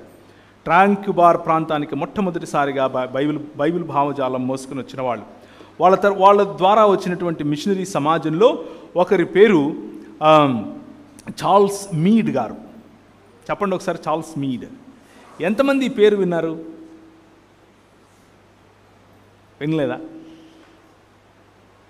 ఓకే, ఆయన పేరు తెలుసుకోకపోయినా పర్వాలేదు, కానీ మీరు జాకెట్లు వేసుకున్నారు కదా, ఒకసారి అలా తాకండి, జస్ట్ అలా తాకండి చాలు నా కోసం. రైట్, ఆ జాకెట్లు ఆయనే ఇచ్చాడు మీకు. ఎలాగో చెప్తాను. 200 సంవత్సరాల క్రితం జరిగినటువంటి పోరాటం ఇది. ఈ పోరాటం, ఈ 66 పుస్తకాలు ఉన్నటువంటి బైబిల్ గ్రంథం ఈరోజు మీరందరూ చక్కగా సీతాకోక చిలకల్లాగా మంచి మంచి జాకెట్లు, మంచి మంచి చీరలు వేసుకుని అక్క ఎక్కడ కొన్నావు అని అంటే ఫలానా అని చెప్పుకుంటున్నారు కదా. దానికి కారణమైన స్టోరీ చెప్తున్నాను. ఆ రోజుల్లో కేవలము లుంగీల వరకు మాత్రమే స్త్రీలు వేసుకునేవారు. కేవలం ట్రంక్ బార్ మాత్రమే కాదు, తీర ప్రాంతాలన్నీ అంతే. భారతదేశం ఇలా కిందికి ఇలా ఉంటుంది కదా, ఇక్కడ నుంచి ఈ అరేబియా సముద్రం, ఇక్కడ నుంచి బంగాళాఖాతం, పైన కలకత్తా వరకు, అనగా తీర ప్రాంతాలుగా ఉన్నటువంటి ప్రాంతాలన్నీ. అందులో కాకినాడ కూడా ఉంది, అందులో విశాఖపట్నం కూడా ఉంది, రైట్, అందులో కటక్ ఉంది, అందులో భువనేశ్వర్ ఉంది, అందులో కలకత్తా ఉంది. ఇదంతా కూడా, దీన్నంతా కూడా అంటే మెడ్రాస్ ఉంది. ఈ తీర ప్రాంతాల్లో స్త్రీలు పై వస్త్రాలు వేసుకోవటానికి అవకాశం ఉండేది కాదు, జాకెట్లు వేసుకోరు బేసిక్గా. ఒకవేళ మీరు ఇక్కడ నుంచి శ్రీకాకుళం ప్రాంతానికి, శ్రీకాకుళం విజయనగరం ప్రాంతాలకు మీరు కనుక వెళ్తే, ఇప్పటి నుంచి ఒక 10 సంవత్సరాల క్రితం వరకు కూడా ముసలమ్మలు అమ్మమ్మలు వేసుకునేవారు కాదు. చాలా ఫోటోలు మీకు ఆన్లైన్ దొరికితే కావాలంటే చూసుకోండి. This is history. నేనేదో ప్రవీణ్ వచ్చాడు, నేను బట్టనెత్తేసుకుని ఏదో కొత్త అని చెప్పి వెళ్ళిపోయాడు అనుకున్నారు, కాదు. This is history, well recorded history. A collector సమయంలో ఎవరు ఏం రాశారు, ఏ న్యూస్లో ఏం పబ్లిష్ అయింది, ఇవన్నీ సేకరించి నేను ఒక పుస్తకం రాశాను, దేవుని రాజ్యము, మిషనరీ ఉద్యమము అనే పుస్తకం. మీరు ఎవరికైనా కావాలంటే చెప్పండి, తర్వాత నేను పంపించే ప్రయత్నం చేస్తాను. నేను ఇప్పుడైతే ఏం తీసుకురాలేదు. సో అది అలాంటి పరిస్థితిలో చార్ల్స్ మీడ్ గారు ఆ ప్రాంతానికి వచ్చారు. కేరళ ఒకవైపు, తమిళనాడు ఒకవైపు, మధ్యలో ఒక కొండలు ఉంటాయి, చిన్న చిన్న కొండలు. కొండ దాటితే తమిళనాడు, కొండ నుంచి ఇటు వస్తే కేరళ. ఆ ప్రాంతాన్నే ట్రంక్ బార్ అని అన్నారు. ఆ ప్రాంతంలో స్త్రీలు కేరళకు వెళ్ళంగానే ముఖ్యంగా నాడార్ అనేటటువంటి ఒక సమాజానికి చెందినటువంటి స్త్రీలు, వాళ్ళు కేరళకు వెళ్ళంగానే బట్టలు తీసేయాలి, పై బట్టలు తీసేసి వాళ్ళ స్థనాలు కనిపిస్తూ ఉండగా పనులు చేయాలి. వీళ్ళు గీత కార్మికులు బేసిక్గా. అంటే వీళ్ళు పామ్ ట్రీస్ నుంచి అవి తీయటం, కళ్ళు పైకెక్కి తీయటం, ఇలాంటి గీత కార్మికులు లాంటి వాళ్ళు నాడార్లు అనంటే. వీళ్ళు చార్ల్స్ మీడ్ గారి యొక్క పరిచర్యకు ఆకర్షితులయ్యారు. చార్ల్స్ మీడ్ గారు చర్చ్ మిషన్ సొసైటీ అనేటటువంటి ఒక ఆర్గనైజేషన్కు చెందినవారు. లండన్ నుంచి పంపించినటువంటి లండన్ మిషన్ సొసైటీ మరియు చర్చ్ మిషన్ సొసైటీ, అలాగే society to propagate gospel SPG అనేటటువంటి ఈ మూడు సమూహాలు కలిసి అక్కడ పనిచేస్తూ ఉన్నారు. ఆ చేసేటటువంటి పనిలో ప్రధానమైనటువంటి పని క్యులాన్, లేకపోతే ఈరోజు ఉన్నటువంటి కొల్లం అనేటటువంటి ప్రాంతం. ఆ ప్రాంతంలో తన మిషనరీ స్థావరాన్ని ఎన్నుకుని అక్కడ ఉంటూ పని చేయటం మొదలుపెట్టాడు. ఆయన దగ్గరికి ఒకరోజు ఏడ్చుకుంటూ స్త్రీలు మరియు పురుషులు అందరూ ఆ రోజు ప్రార్థనకు రమ్మంటే వచ్చారు. ఏంటి చాలా దిగాలుగా ఉన్నారు, ఏమైందమ్మా అని అడిగితే వాళ్ళు అన్నారు, లేదండి చాలా అవమానకరంగా ఉంది, మేము నిన్నటి వరకు తమిళనాడులో ఉన్నాము, తమిళనాడులో మా పని మేము చేసుకున్నాము, తమిళనాడులో దాని పామ్ ట్రీస్ నుంచి అవి కాయలు టైం వచ్చేసింది తీసేసాం, అక్కడ పని అయిపోయింది, తిరిగి మా ఇళ్ళకి మేము ఇప్పుడు వచ్చాము, రాగానే ఇక్కడ మా బట్టలు తీశారు, మేము బట్టలు చేస్తే మేము ఇలాగే తిరగాలి, ఇది మేము ఇక్కడికి ఉన్న రోజులు ఇలాగే ఉండాలి అని అన్నారు. ఎందుకు అలా అన్నారు? అలా అనటానికి ఏంటి కారణం అని అడిగితే, మాకున్నటువంటి పురాణాలు, మాకున్నటువంటి స్థల పురాణాలు, మాకున్నటువంటి అష్టాదశ పురాణాల్లో ఏమని రాయబడిందంటే అంటూ వాళ్ళ కథనం చెప్పుకుంటూ వచ్చారు. స్త్రీ దేవునికి ఎదుటగా తన వస్తున్నది స్త్రీయా పురుషుడా తెలుసుకోవాలి అని అంటే పై వస్త్రం వేసుకోకూడదు అని చెప్పారు. ముఖ్యంగా ఈ రోజుకు కూడా ఎప్పుడు 2018లో మధురై ప్రాంతంలో కలెక్టర్ గారు 6 మంది బాలికలు పై వస్త్రం లేకుండా దాన్ని ఏమంటారు, గుడిలోకి వెళ్ళి పూజలు చేయటం, అక్కడ బ్రాహ్మణులు కూర్చొని పూజలు చేయించడం, వాళ్ళు చూసి అదొక పెద్ద పేపర్ స్టోరీ అయ్యి వాళ్ళని అరెస్ట్ కూడా చేశారు. అది మనందరికీ తెలిసిన విషయమే. ఎందుకు ఇలా జరుగుతోంది అని ఆలోచిస్తే వారి యొక్క లిటరేచర్, వారి పుస్తకాలు ఏమని చెప్తున్నాయి అని అంటే, దేవుడి ఎదురుకు వెళ్ళినప్పుడు నువ్వు స్త్రీవో పురుషుడువో దేవునికి ఎలా తెలుస్తుంది, కాబట్టి నువ్వు బట్టలు ఇప్పాలి అని చెప్పారు. అయితే ఇప్పుడు ఈ బ్రాహ్మణ క్షత్రియ వైశ్యులకు దేవుడు కానీ శూద్రజాతులకు దేవుడెవరు అని అంటే, శూద్రజాతులకు దేవుడెవరు? బ్రాహ్మణస్య ముఖమాసీత్ అంటే దేవుని ముఖం నుంచి బ్రాహ్మణుడు వచ్చాడు అని చెప్తున్నారు. కాబట్టి బ్రాహ్మణుడే దేవుడు, ఆయన ఎదుట నువ్వు బట్టలు ఎలా వేసుకుంటావు అన్నది లాజిక్. ఆ లాజిక్లో కారణంగా స్త్రీలందరూ కూడా బట్టలు లేకుండా తిరగాలి. వాళ్ళు ఏడుస్తూ చెప్పారు. చార్ల్స్ మీడ్ గారు అన్నారు, రేపు పొద్దున్నే మనకు ఒక స్పెషల్ ప్రోగ్రాం ఉంది, అందరు రండి అని అన్నాడు. సరే అని చెప్పి వాళ్ళు వెళ్ళిపోయారు. రేపు పొద్దున్నే అందరూ వచ్చారు. అందరూ లైన్లో నిలబడ్డారు. చార్ల్స్ మీడ్ గారు బయటకు వచ్చారు, పుస్తకం తీసుకుని, అందుకే బైబిల్ తీసుకుని అన్నారు, దేవుని వాక్యం చెప్తోంది, ప్రతి స్త్రీ మరియు ప్రతి పురుషుడు దేవుని స్వరూపము మరియు దేవుని పోలిక చొప్పున సృజింపబడ్డాడు. ఎవరు తక్కువ కాదు, ఎవరు ఎక్కువ కాదు. ఈ రోజు నుంచి మీరు జాకెట్లు వేసుకుంటారని చెప్పి అందరికీ జాకెట్లు పంచిపెట్టాడు. అందరికీ జాకెట్లు పంచిపెట్టంగానే వాళ్ళు జాకెట్లు వేసుకోవడం మొదలుపెట్టారు. వాళ్ళు జాకెట్లు వేసుకోవడం మొదలుపెట్టగానే ఆ స్థానికంగా ఉన్నటువంటి ఈ కులోన్మాదులు, మతోన్మాదులు, లేకపోతే అధికార అహంకారం కలిగినటువంటి వారు ఏం చేశారంటే, నాయరు అనే సమాజాన్ని పిలిచారు. నాయర్ అనే సమాజాన్ని పిలిచి నాయరులకు అని చెప్పారు, అరే క్షత్రియ జాతి ఇప్పుడు ఎక్కువగా లేదు కాబట్టి మీరే ఇప్పటి నుంచి క్షత్రియులు రా, ఇదిగో కత్తులు తీసుకోండి, వెళ్ళండి, దొరికినట్టు తెగ నరకండి. ఏం నరకాలి? స్తనాలు, వక్షాలు నరకాలి, వక్షోజాలు నరకండి. ఎందుకు అనంటే వాళ్ళకంత ధైర్యమా, వాళ్ళకంత అంత కొవ్వా, మా ముందు వాళ్ళు బట్టలు వేసుకుంటారా? మనం ఇప్పుడు ఏమనుకుంటున్నామనంటే, ఇది సనాతన కాలం నుంచి వచ్చినటువంటి సాంప్రదాయం. చూసారా మా చీరలు ఎంత బాగుంటాయో, ఎంత అందంగా మేము డ్రెస్ చేసుకుంటాం. మిషనరీలు నేర్పించారు మనకు.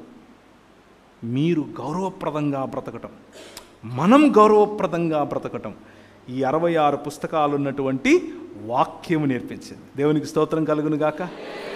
66 పుస్తకాలు ఉన్నటువంటి ఈ వాక్యము మనిషిని మనిషిగా మారుస్తుంది అని చెప్పటానికి ఒక చిన్న ఉదాహరణ చెప్తున్నాను. ఆ తర్వాత నాయరు సమాజం వాళ్ళు తీసుకుని వచ్చి నాడార్ సమాజం వాళ్ళని ఒక 4 స్త్రీలు మార్కెట్లో చేపలు అమ్ముతూ దొరికారు. చేపలు, రేగిపండ్లు ఇలాంటివి పెట్టుకుని అమ్ముతూ ఉంటే జాకెట్లు వేసుకున్నారు కాబట్టి వాళ్ళని పిలిచి వాళ్ళ జాకెట్లు అందరి ముందు కత్తులతో చించేసి వాళ్ళను ఒక బులక్ కార్ట్స్ అంటే మన ఎద్దుల బండ్లకు కట్టి ఆ ఎద్దుల బండ్లతో ఊరేగించారు, బట్టలు లేకుండా, అంటే పై వస్త్రాలు లేకుండా. ఇలాగే ఉండాలి అని చెప్పారు. ఇలా ఉంటేనే మీరు ఇక్కడ బతుకుతారు, లేకపోతే మీ కర్మ అన్నారు. ఆ రోజు రాత్రి ఒక స్కెచ్ గీశారు. చార్ల్స్ మీడ్ గారి ఇంటి మీద అటాక్. మీడ్ గారి ఇంటి ఆ బంగ్లా మొత్తం తగలబెట్టారు. చార్ల్స్ మీడ్ గారు అన్నారు, ప్రార్థించుదము, ఇక్కడ నుంచి పారిపోవుదము. నో. మిషనరీ ఉద్యమం ఎలా జరిగింది? ఈ 66 పుస్తకాలు ఉన్నటువంటి వాక్యము, ఈ దేవుని వాక్యము ఒక శక్తిగా ఎలా పనిచేసింది. చార్ల్స్ మీడ్ గారు అంతటితో వదలలేదు. దాన్ని మొత్తం కవర్ చేశారు. దాన్ని మొత్తం విలేకరుల ద్వారా కవర్ చేయించి పేపర్లలో ప్రింట్స్ వేయించారు. ఆ ప్రింట్స్ ఇక్కడ కాదు, లండన్లో కూడా వెళ్ళాయి. ఎక్కడెక్కడైతే బ్రిటిష్ సామ్రాజ్యం విస్తరించిందో అన్ని చోట్ల భారతదేశంలో ఇటువంటి భయంకరమైనటువంటి యాంటీ హ్యూమానిటేరియన్, మానవులకు వ్యతిరేకమైనటువంటి లాస్ ఉన్నాయి, చట్టాలు ఉన్నాయి అని చెప్పుకుంటూ ప్రతి చోట అవి పబ్లిష్ చేయబడ్డాయి. లండన్ హౌస్ ఆఫ్ కామన్స్ అంటే ఈరోజు మనకు ఉన్నటువంటి ఢిల్లీలో ఉన్నటువంటి పార్లమెంట్. లండన్ హౌస్ ఆఫ్ కామన్స్లో ఎంపీలు నిలబడి మాట్లాడుతున్నారు. అందులో ఒకరు మన కోసం నిలబడేటటువంటి వారు విలియం విల్బర్ఫోర్స్ గారు. ఆయన మరియు ఆయనతో పాటు కలిసి సహచరులుగా ఉన్నటువంటి వారు, అలాంటి వారు ఎంతోమంది ఉండేవారు ఆ రోజుల్లో. దేవుని వాక్యము అనేటటువంటి 66 పుస్తకాలు ఉన్నటువంటి ఈ బైబిల్ గ్రంథము యొక్క దృక్పథము తెలిసిన వారు.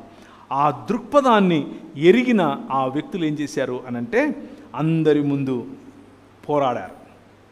No, the women of India are equally in the image of God. The women of India are equally beautiful in the image of God. The women of India have rights to wear what they want to wear. ఈరోజు మనకు వచ్చి కబుర్లు ఏం చెప్తున్నారు? మీరు పాశ్చాత్య సమాజం సంస్కృతిని చేసుకుంటున్నారు, పొట్టి పొట్టి బట్టలు వేసుకుంటున్నారు. మీరు అసలు బట్టలు వేయించలేదు కదా.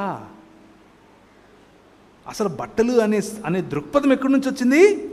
66 పుస్తకాలు ఉన్నటువంటి బైబిల్ నుంచి వచ్చింది. బట్టలు వేసుకుని గౌరవప్రదంగా బ్రతకాలి అనేటటువంటి దృక్పథం ఈ పుస్తకం నేర్పించింది. ఎవరికి? అందరికీ. మీరెవరికని చెప్తున్నారు? కొందరికే. సో ఈ నాయర్ సమాజం వారు అలా చేసిన తర్వాత కొద్ది రోజులకు ప్రపంచమంతట్లో కూడా ఈ విషయం తెలిసిపోయింది. ఇలా జరుగుతోంది. అక్కడి నుంచి రాణి, అనగా బ్రిటిష్ సామ్రాజ్యానికి చెందిన రాణి ఒక లేఖ రాసింది ట్రాంక్ బార్లో ఉన్నటువంటి అధికారులకు. మేము మీ వ్యక్తిగత లేకపోతే మీ చట్టాల్లోకి జోక్యం చేసుకోవడం మాకు ఇష్టం లేదు, కానీ ఇది బ్రిటిష్ సామ్రాజ్యంలో ఒక భాగం కాబట్టి మిమ్మల్ని రిక్వెస్ట్ చేస్తున్నాం, ఇలాంటి అల్లర్లు జరగకుండా చూసుకోండి. అధికారులు, బ్రిటిష్ అధికారులు ఏమంటున్నారు? పిలాతులాగా చేయగడుక్కుంటున్నారు. మాకెందుకురా బాబు ఇవన్నీ, ఏదో నువ్వు మేనేజ్ చేసుకో, ఇట్లాంటి బయటికి రాకుండా చూసుకో అని చెప్తున్నారు. కానీ చార్ల్స్ మీడ్ గారు అంతటితో వదలలేదు. చార్ల్స్ మీడ్ గారు మళ్ళీ ఒక మీటింగ్ పెట్టారు. రండి అందరూ అన్నారు. మొత్తం నాడార్ సమాజం మళ్ళీ వచ్చారు. నాడార్ సమాజానికి మళ్ళీ జాకెట్లు పంచాడు, కలర్ఫుల్ జాకెట్లు పంచాడు ఈసారి, ఎక్స్పెన్సివ్ జాకెట్లు పంచాడు ఈసారి. స్త్రీలందరూ మళ్ళీ జాకెట్లు వేసుకున్నారు, చక్కగా పూలు పెట్టుకున్నారు, చక్కగా దేవుణ్ణి ఆరాధించారు. ఇంటికి వెళ్ళారు, అగ్గి మీద గుగ్గిలంలాగా తయారయ్యారు మిగిలిన వాళ్ళు. మాకు సమానమా మీరు? How can you be equal to us? నేను నువ్వు సమానం ఏంట్రా? ఏమైనా అడుగు ఇస్తా, కానీ సమానత్వం అడగద్దు. అంబేద్కర్ గారు ఒకసారి ఇలాగే మాట్లాడారు పార్లమెంట్లో. It's a recorded proof. ఆయన ఇచ్చినటువంటి స్టేట్మెంట్ ఏమిటి అని అంటే, నా జాతికి చెందిన వారికి ఉన్నటువంటి ప్రధానమైనటువంటి అంశం ఏమిటి అని అంటే, మాకు నీళ్ళు ఇవ్వండి, మాకు అన్నం పెట్టండి, మాకు భూములు ఇవ్వండి కాదు, మాకు సమానత్వం ఇవ్వండి అని అడిగారు. Where did he get that? ఎక్కడి నుంచి వచ్చింది ఆయనకు? 66 పుస్తకాలు ఉన్నటువంటి బైబిల్ గ్రంథం. The 66 books of the Bible makes you human being. నిన్ను ఒక మనిషిగా తయారు చేస్తుంది. వాక్యము యొక్క ప్రాధాన్యత ఇది. వాక్యము తెలియని వాడు పశుప్రాయుడవుతాడు, వాక్యం తెలిసిన వాడు మెల్లిమెల్లిగా మనిషి అవుతాడు. చార్ల్స్ మీడ్ గారు ఆ ప్రయత్నంలో స్త్రీలకు రావాల్సినటువంటి గౌరవాన్ని వారికి ఇచ్చాడు. నాడార్ సమాజం వారు అప్పుడు ఇంకొంచెం గొడవ జరిగిన తర్వాత మొత్తం అందరికీ ఆ చట్టం ఎత్తిపారేశారు. ఏం చట్టము? మీరు శూద్రజాతి వాళ్ళు మీరు వేసుకోకూడదు అన్న చట్టం. ఎందుకు ఎత్తేసారు అని అంటే, ఈరోజు కేరళలో ఎవరు సీఎం? మాకెందుకు బ్రదర్, ప్రార్థన చేసి మేము పరలోకం పోతాం, ఈ సీఎంలు గీఎంలు ఎంత మాకెందుకంటారా? ఎవరు సీఎం? పినరాయి విజయన్ గారు. పినరాయి విజయన్ గారు ఏ సమాజానికి చెందినవారు? ఈడవ సమాజానికి చెందినవారు. ఈడవ సమాజానికి చెందిన పినరాయి విజయన్ గారు ఈరోజు ముఖ్యమంత్రి అయ్యాడు అంటే కారణం ఏమిటి అని అంటే, చార్ల్స్ మీడ్ గారి యొక్క ఉద్యమం. చార్ల్స్ మీడ్ గారి యొక్క ఉద్యమం కారణం చేత నాడార్ సమాజం వారిలో వచ్చినటువంటి ఈ విప్లవం చూసిన తర్వాత ఈడవ సమాజం వచ్చింది. మేము కూడా వేసుకుంటాం, మేము ఎందుకు వేసుకోం, వాళ్ళు వేసుకోవాలా, మేము కూడా వేసుకుంటాం అన్నారు. ఇంకా మిగిలిన వాళ్ళకి అర్థం అవ్వట్లేదు, ఏంటి అందరూ వేసుకుంటారా? ఈడవ సమాజం అంటే షెడ్యూల్డ్ కులాలకు చెందిన వాళ్ళు కదా, మీరు ఎట్లా వేసుకుంటారు బట్టలు? మీరు బట్టలు వేసుకోకూడదు, మీరు మూతికి ఒక ముంత కట్టుకోవాలి, దాన్ని ఏమంటారు, ముట్టుకో చీపురు కట్టుకొని తిరగాలి, అంతే మీ పని అని అన్నారు. కానీ ఈడవ సమాజం అంది, దేవుని వాక్యం మాకు నేర్పిస్తోంది, we are equal in the sight of God, we are equal, మేము సమానమంట. 66 పుస్తకాలున్న బైబిల్ చెప్తోంది. తెల్లాయనేమో వచ్చి మా ఇళ్లలో భోంచేసి మా ఇళ్లలో పడుకుంటుంటే నువ్వేమో మాతో పాటు పుట్టి మేము సమానం కాదంటావేంటి? ప్రశ్నించే గళం ఇస్తుంది 66 పుస్తకాలు ఉన్నటువంటి బైబిల్. ఆలోచననిస్తుంది 66 పుస్తకాలు ఉన్నటువంటి బైబిల్ గ్రంథం. మానవుణ్ణి తన అధికారము తిరిగి సంపాదించుకునేలా తీర్చిదిద్దుతుంది. ఈడవ సమాజం వాళ్ళు చేసినటువంటి ఆ ఉద్యమం బ్రెస్ట్ ట్యాక్స్ అంటే, ఆ రోజుల్లో కేవలం బట్టలు ఎందుకు వేసుకునివ్వలేదు అని అంటే, దానికి వెనక ఇంకొక కారణం కూడా ఉంది. స్త్రీని ఇలా పట్టుకుని ఇలా బరువు చూస్తారు, స్త్రీ వక్షాలను చూసి ఎంత లా ఉంటే అంత ట్యాక్స్ వేస్తారు. అంటే నువ్వు బాగా తెలుగు పచ్చ తెలుగు అచ్చ తెలుగులో చెప్పాలంటే బలిసున్నావు కాబట్టి డబ్బులు ఎక్కువ కట్టని. ఎంత అవమానకరం ఇది, ఎంత ఇన్జస్టిస్, ఎంత అన్యాయం ఇది. ఆ అన్యాయాన్ని ప్రేమపూర్వకంగా ఒక్క జాకెట్తో కొట్టాం. దేంతో కొట్టాం? ఒక్క జాకెట్తో కొట్టాం. ఈ దేశాన్ని నిర్మించాం. స్త్రీకి కావలసిన గౌరవాన్ని ఈ దేశంలో 66 పుస్తకాలు ఉన్నటువంటి బైబిల్ గ్రంథం ఇచ్చింది. The dignity of women in India, the dignity of women wearing her own clothes in India is a result of this perspective. ఈ దృక్పథము కారణం చేత, బైబిల్ ఇచ్చినటువంటి దృక్పథము కారణం చేత స్త్రీ మనిషిగా ఈ దేశంలో చలామణి అవటం మొదలుపెట్టింది. స్త్రీకి ఓటు హక్కు, స్త్రీకి సమానత్వం, స్త్రీకి చదువు. 1800 చిల్లరలోనే ఇక్కడ ఉన్నవాళ్ళు నువ్వు నిక్కర్లు వేసుకోవాలా వద్దా, నువ్వు బొట్టెట్టుకోవాలా వద్దా, నువ్వు నూనెట్టుకోవాలా వద్దా అని డిబేట్లు చేసుకుంటూ ఉంటే ఈ దృక్పథం ఉన్నటువంటి 66 పుస్తకాలు ఉన్నటువంటి బైబిల్ గ్రంథం స్త్రీ పురుషులను పక్క పక్కన కూర్చోపెట్టి చదువు చెప్పింది. దేవుని వాక్యము మనిషిని మనిషిగా మారుస్తుంది. పశుప్రాయత నుంచి మనుష్యత్వములోనికి తీసుకొని వస్తుంది. దినదిన ప్రవర్తమానముగా యేసు క్రీస్తును పోలినటువంటి మనుషులముగా మనం మారేలా చేస్తుంది. మనం మనుష్యులముగా మారటానికి సాటి మనిషిని ఎలా చూడాలో మనకు నేర్పిస్తుంది. సాటి మనిషిని గౌరవించేటటువంటి ఆ దృక్పథాన్ని దేవుని వాక్యము మనకు నేర్పిస్తుంది. So the Kingdom of God, దేవుని రాజ్యము సమీపించి ఉన్నది కనుక మారు మనస్సు పొందండి అని చెప్పినటువంటి మాట మార్కు సువార్త 1వ అధ్యాయం చూస్తారా? మార్కు సువార్త 1వ అధ్యాయం.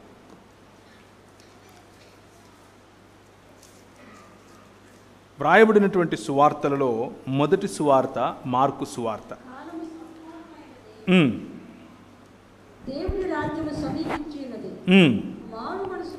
మారు మనస్సు పొంది సువార్త నమ్ముడని చెప్పుచు దేవుని సువార్త ప్రకటించుచు గలిలయకు వచ్చెను. సువార్త అంటే అర్థం ఏమిటి అని అంటే, శుభవార్త అంటే అర్థం ఏమిటి అని అంటే మంచి మాట అని. మంచి మాట ఏంటా శుభవార్త అనంటే, మనం ఎదురు చూస్తూ ఉన్నటువంటి మెస్సియా వచ్చేశాడు అని చెప్పేటటువంటి శుభవార్త. మనం ఎదురు చూస్తూ ఉన్నటువంటి మన రాజు వచ్చేశాడు అని చెప్పేటటువంటి వార్త. మనం ఎదురు చూస్తూ ఉన్నటువంటి నిజమైన మనిషి వచ్చాడు అని చెప్పేటటువంటి వార్త. ఆ నిజమైన మనిషి మనం కోల్పోయిన అధికారం, మనం కోల్పోయిన సంబంధం, మనం కోల్పోయినటువంటి దేవుని యొక్క ఇల్లు, మనం కోల్పోయినటువంటి దేవునితో సహవాసం, మనం కోల్పోయినటువంటి దేవుని రాజ్యములో ప్రాతినిధ్యం తిరిగి తీసుకొని వచ్చి ఇస్తాడు అని చెప్పటమే సువార్త. ఆ సువార్తను ప్రభువైన యేసుక్రీస్తు ప్రకటిస్తూ, ఇదిగో నేను ఇన్ని సంవత్సరాలుగా చెబుతూ వచ్చాను కదా, ఇప్పుడు వచ్చాను. హెబ్రీయులకు రాసిన పత్రిక 1వ అధ్యాయం. హెబ్రీయులకు రాసినటువంటి పత్రిక 1వ అధ్యాయం.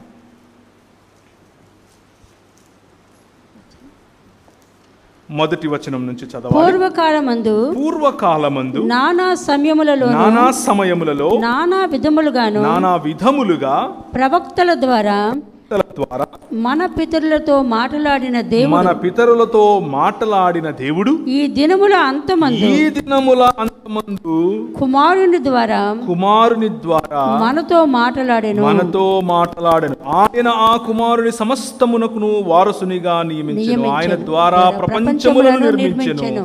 ఆయన దేవుని మహిమ యొక్క తేజస్సును తన తత్వము యొక్క మూర్తిమంతత్వమునై ఉండి తన మహత్తుగల మాట చేత సమస్తమును నిర్వహించుచు పాపముల విషయములో శుద్ధీకరణము తానే చేసి దేవదూతల కంటే ఎంత శ్రేష్టమైన నామమును పొందెనో వారికంటే అంత శ్రేష్ఠుడై ఉన్నత లోకమందు మహామహుడగు దేవుని కుడిపార్శ్వమున కూర్చుండెను.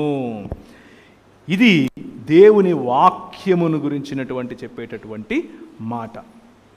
దేవుని యొక్క మాట అని అంటే దేవుడు మనిషితో, మనిషి గురించి, ఒక నిజమైన మనుష్యుడు అయినటువంటి క్రీస్తును గురించి పలుకుతూ వస్తున్నటువంటి మాట. అందుకనే క్రీస్తుకు రెండవ లేకపోతే కడపటి ఆదాము అన్న పేరు. ఒక ఆదాము ఓటమి మరొక ఆదాము యొక్క గెలుపులో సంపూర్ణం చేసినటువంటి దేవుని సంకల్పం.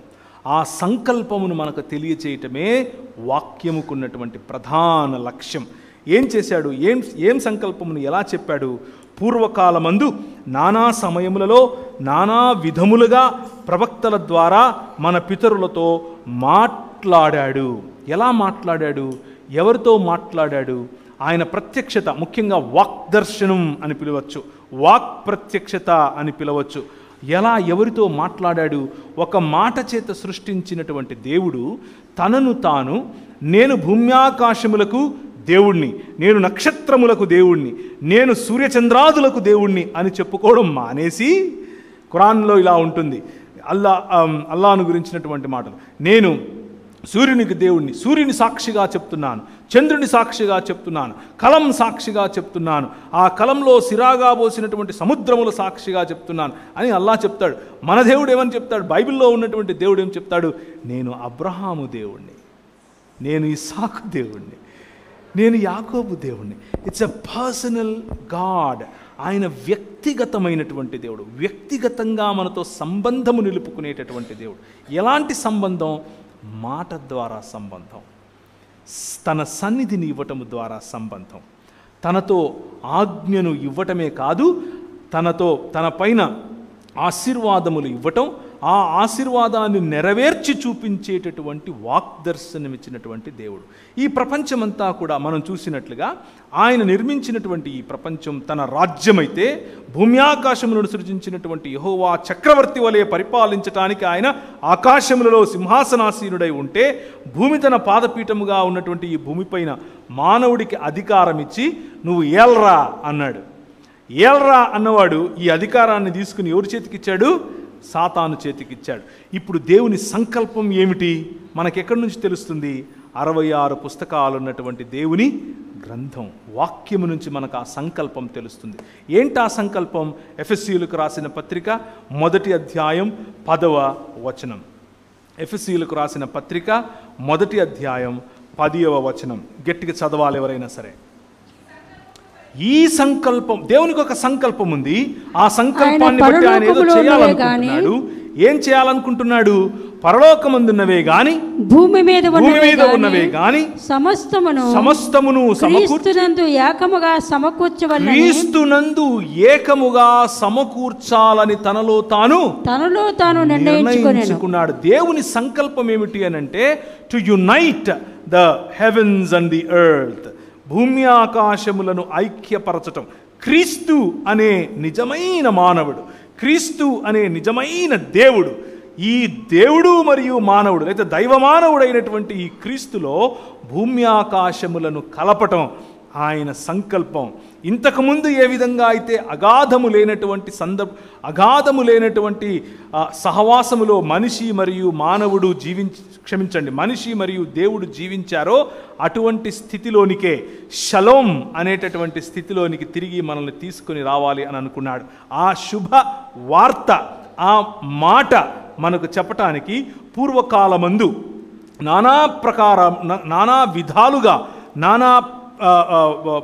ప్రవక్తల ద్వారా మనకు ఆ మాట చెప్తూ వచ్చాడు. ఒక్కసారి బ్రషప్ చేసుకునేందుకు ప్రయత్నం చేద్దాం. మొట్టమొదటిసారిగా ఈ అగాధములోనికి, లేకపోతే దేవుడు భూమి ఆకాశముల మధ్య ఇంత అగాధానికి కారణమైనటువంటి మానవ సమాజాన్ని రక్షించటం కోసం 3 దినములైన తరువాత తిరిగి లేపుతాను అని హోషియా గ్రంథం 6వ అధ్యాయంలో చెప్పిన మాటను నిలబెట్టుకునే ప్రక్రియలో, ఆ ప్రణాళికలో లేకపోతే ఆ సంకల్పములో భాగంగా నోవహుతో ఏం చేశాడు? చెప్పండి. నోవహుతో ఏం చేశాడు? మాట్లాడాడు. మాట, వాక్యం.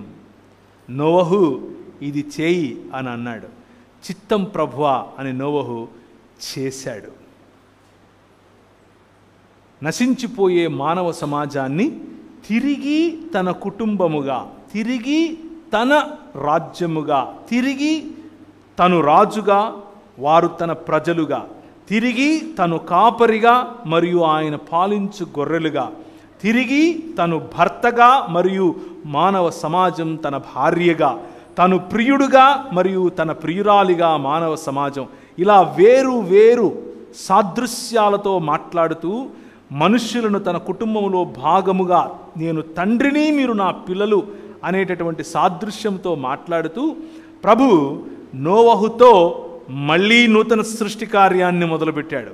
క్రొత్త సృష్టి అన్నది నోవహు ద్వారా మొదలైంది. ఆ నోవహు ద్వారా మొదలైన సృష్టి తర్వాత మళ్ళీ పాపపు యొక్క ఛాయలు మెల్లిమెల్లిగా పెరుగుతూ ఉన్న సమయంలో మళ్ళీ వాక్కు ఎవరికి? అబ్రహాముకు. అబ్రహాము, నీ ఉన్నటువంటి నీ దేశము, నీ పితరులు, నీ కుటుంబము, నీ లోక మర్యాద ఇది కాదు.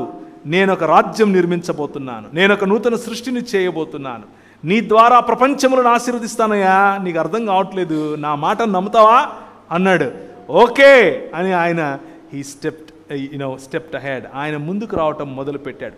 వాక్యము యొక్క ప్రాధాన్యత ఏమిటి అని అంటే, ఆ వాక్యము నీ చెవిన పడిన తర్వాత నీ స్పందన ఎస్ నేను చేస్తాను అనంటే నీ ద్వారా ఆయన ప్రపంచములను ఆశీర్వదిస్తాడు,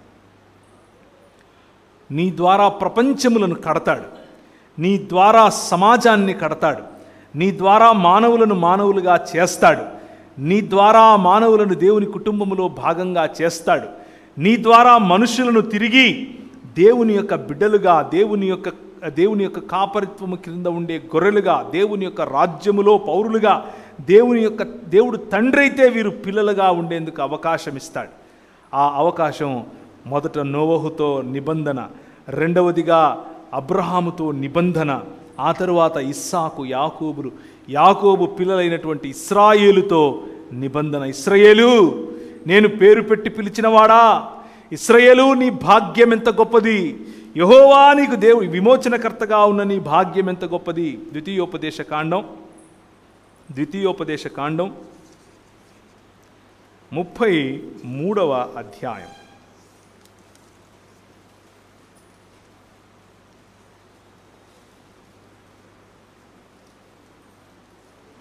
29.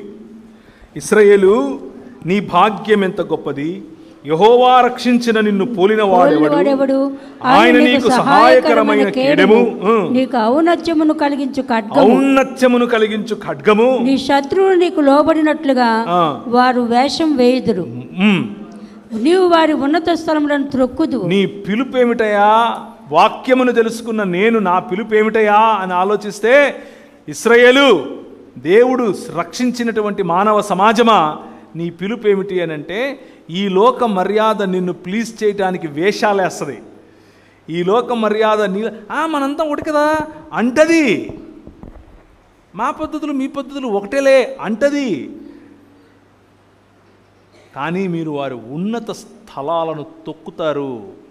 దేవుని వాక్యం అనేటటువంటి దృక్పథం నీలో ఉంటే ఉన్నత స్థలాలను తొక్కే పిలుపులో నువ్వు ఉన్నావు.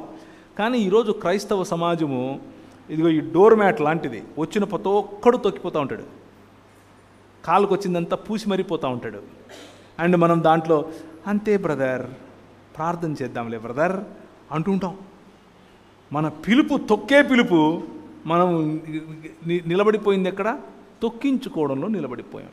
కారణం ఏమిటి అని అంటే దృక్పథములో మార్పు. దృక్పథం లేదు.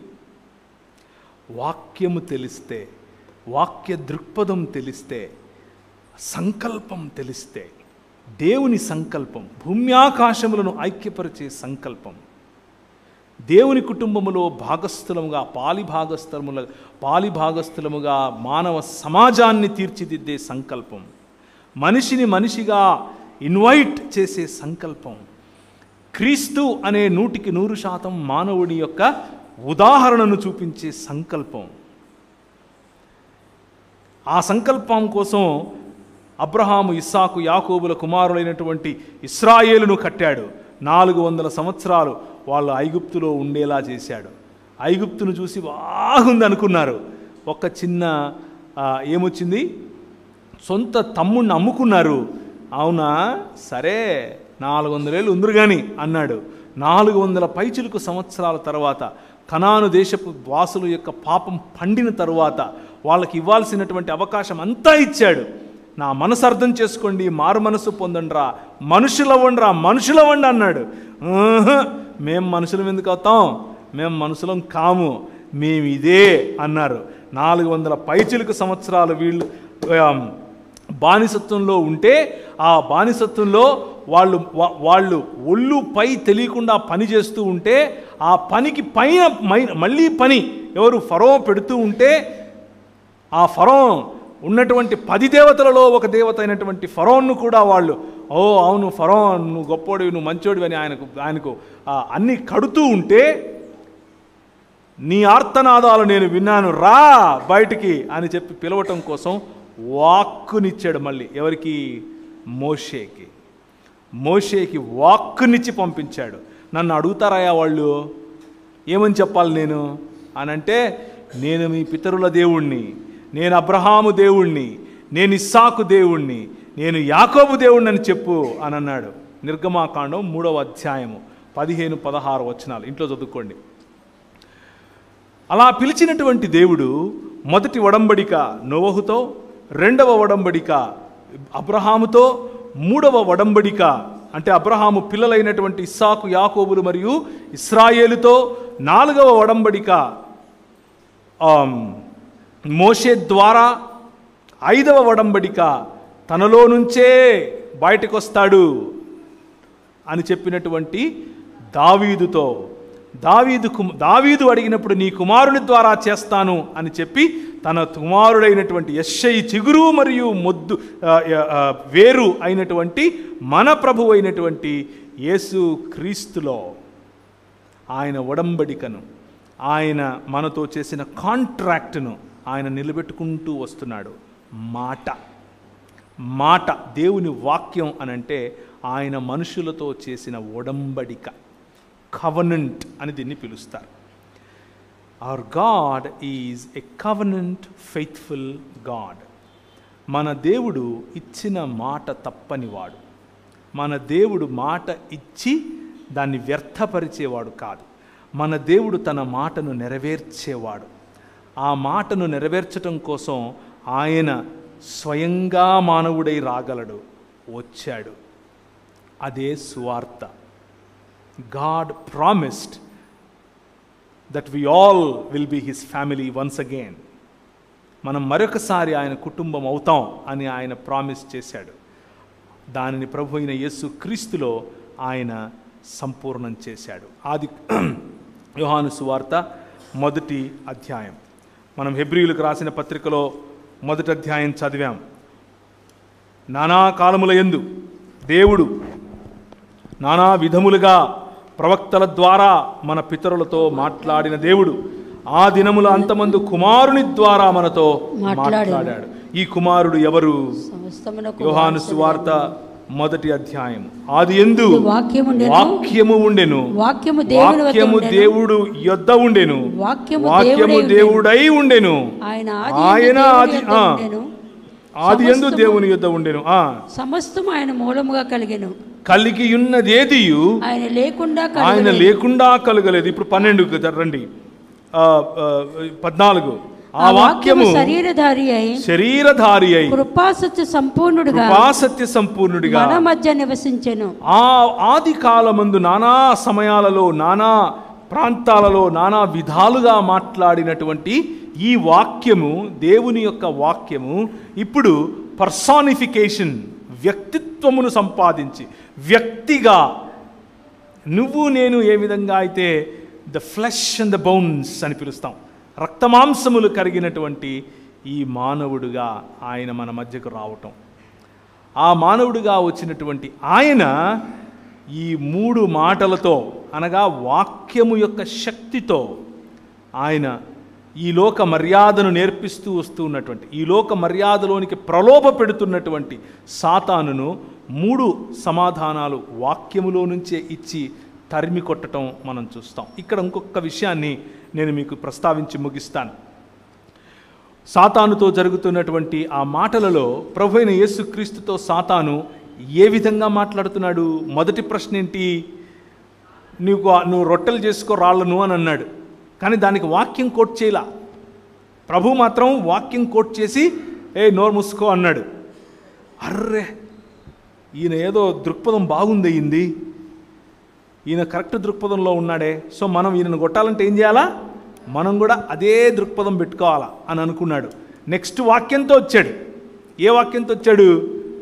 మరి నీకోసం దేవదూతలను ఇస్తాడంట కదా, దూకు అని అన్నాడు.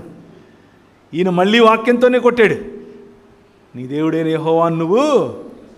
సో ఈ లోక మర్యాద మనము సరైన దృక్పథములో నడుస్తున్నప్పుడు, వాక్యం అనే దృక్పథంలో నడుస్తున్నప్పుడు, వాక్యం అనే దృక్పథాన్ని మనం ప్రజలకు చెబుతూ ఉన్నప్పుడు, ఆ వాక్యాన్నే తీసుకుని నిన్ను ఈ లోక మర్యాదలోనికి పిలిచే ప్రయత్నం చేస్తుంది. ఆ వాక్యాన్నే వక్రీకరించి మరీ నిన్ను తన మర్యాదలోనికి రమ్మని పిలుస్తుంది. సాతాను చేసింది ప్రతి ఒక్కసారి అదే. కానీ వాక్యము శరీరధారి అయి వచ్చాడు, కృపాసత్య సంపూర్ణుడిగా వచ్చాడు. ఆయన దగ్గర పప్పులు ఉడకలా. ఆయనను తెలుసుకున్నటువంటి మనం, ఆయన అడుగుజాడలలో నడవాలి అని నిర్ణయించుకున్నటువంటి మనం, ఆయన జీవన విధానాన్ని మనకొక మాదిరిగా చేసుకున్న మనం, ఆయన జీవన విధానం ద్వారా మనము మారాలి, మనము అలా బ్రతకాలి అని ఆలోచించిన మనం, మనకు వాక్యం ఇచ్చేటటువంటి, లేకపోతే వాక్యం అనే ఖడ్గము నేర్పేటటువంటి మాట. రోమీయులకు రాసిన పత్రిక 12వ అధ్యాయం.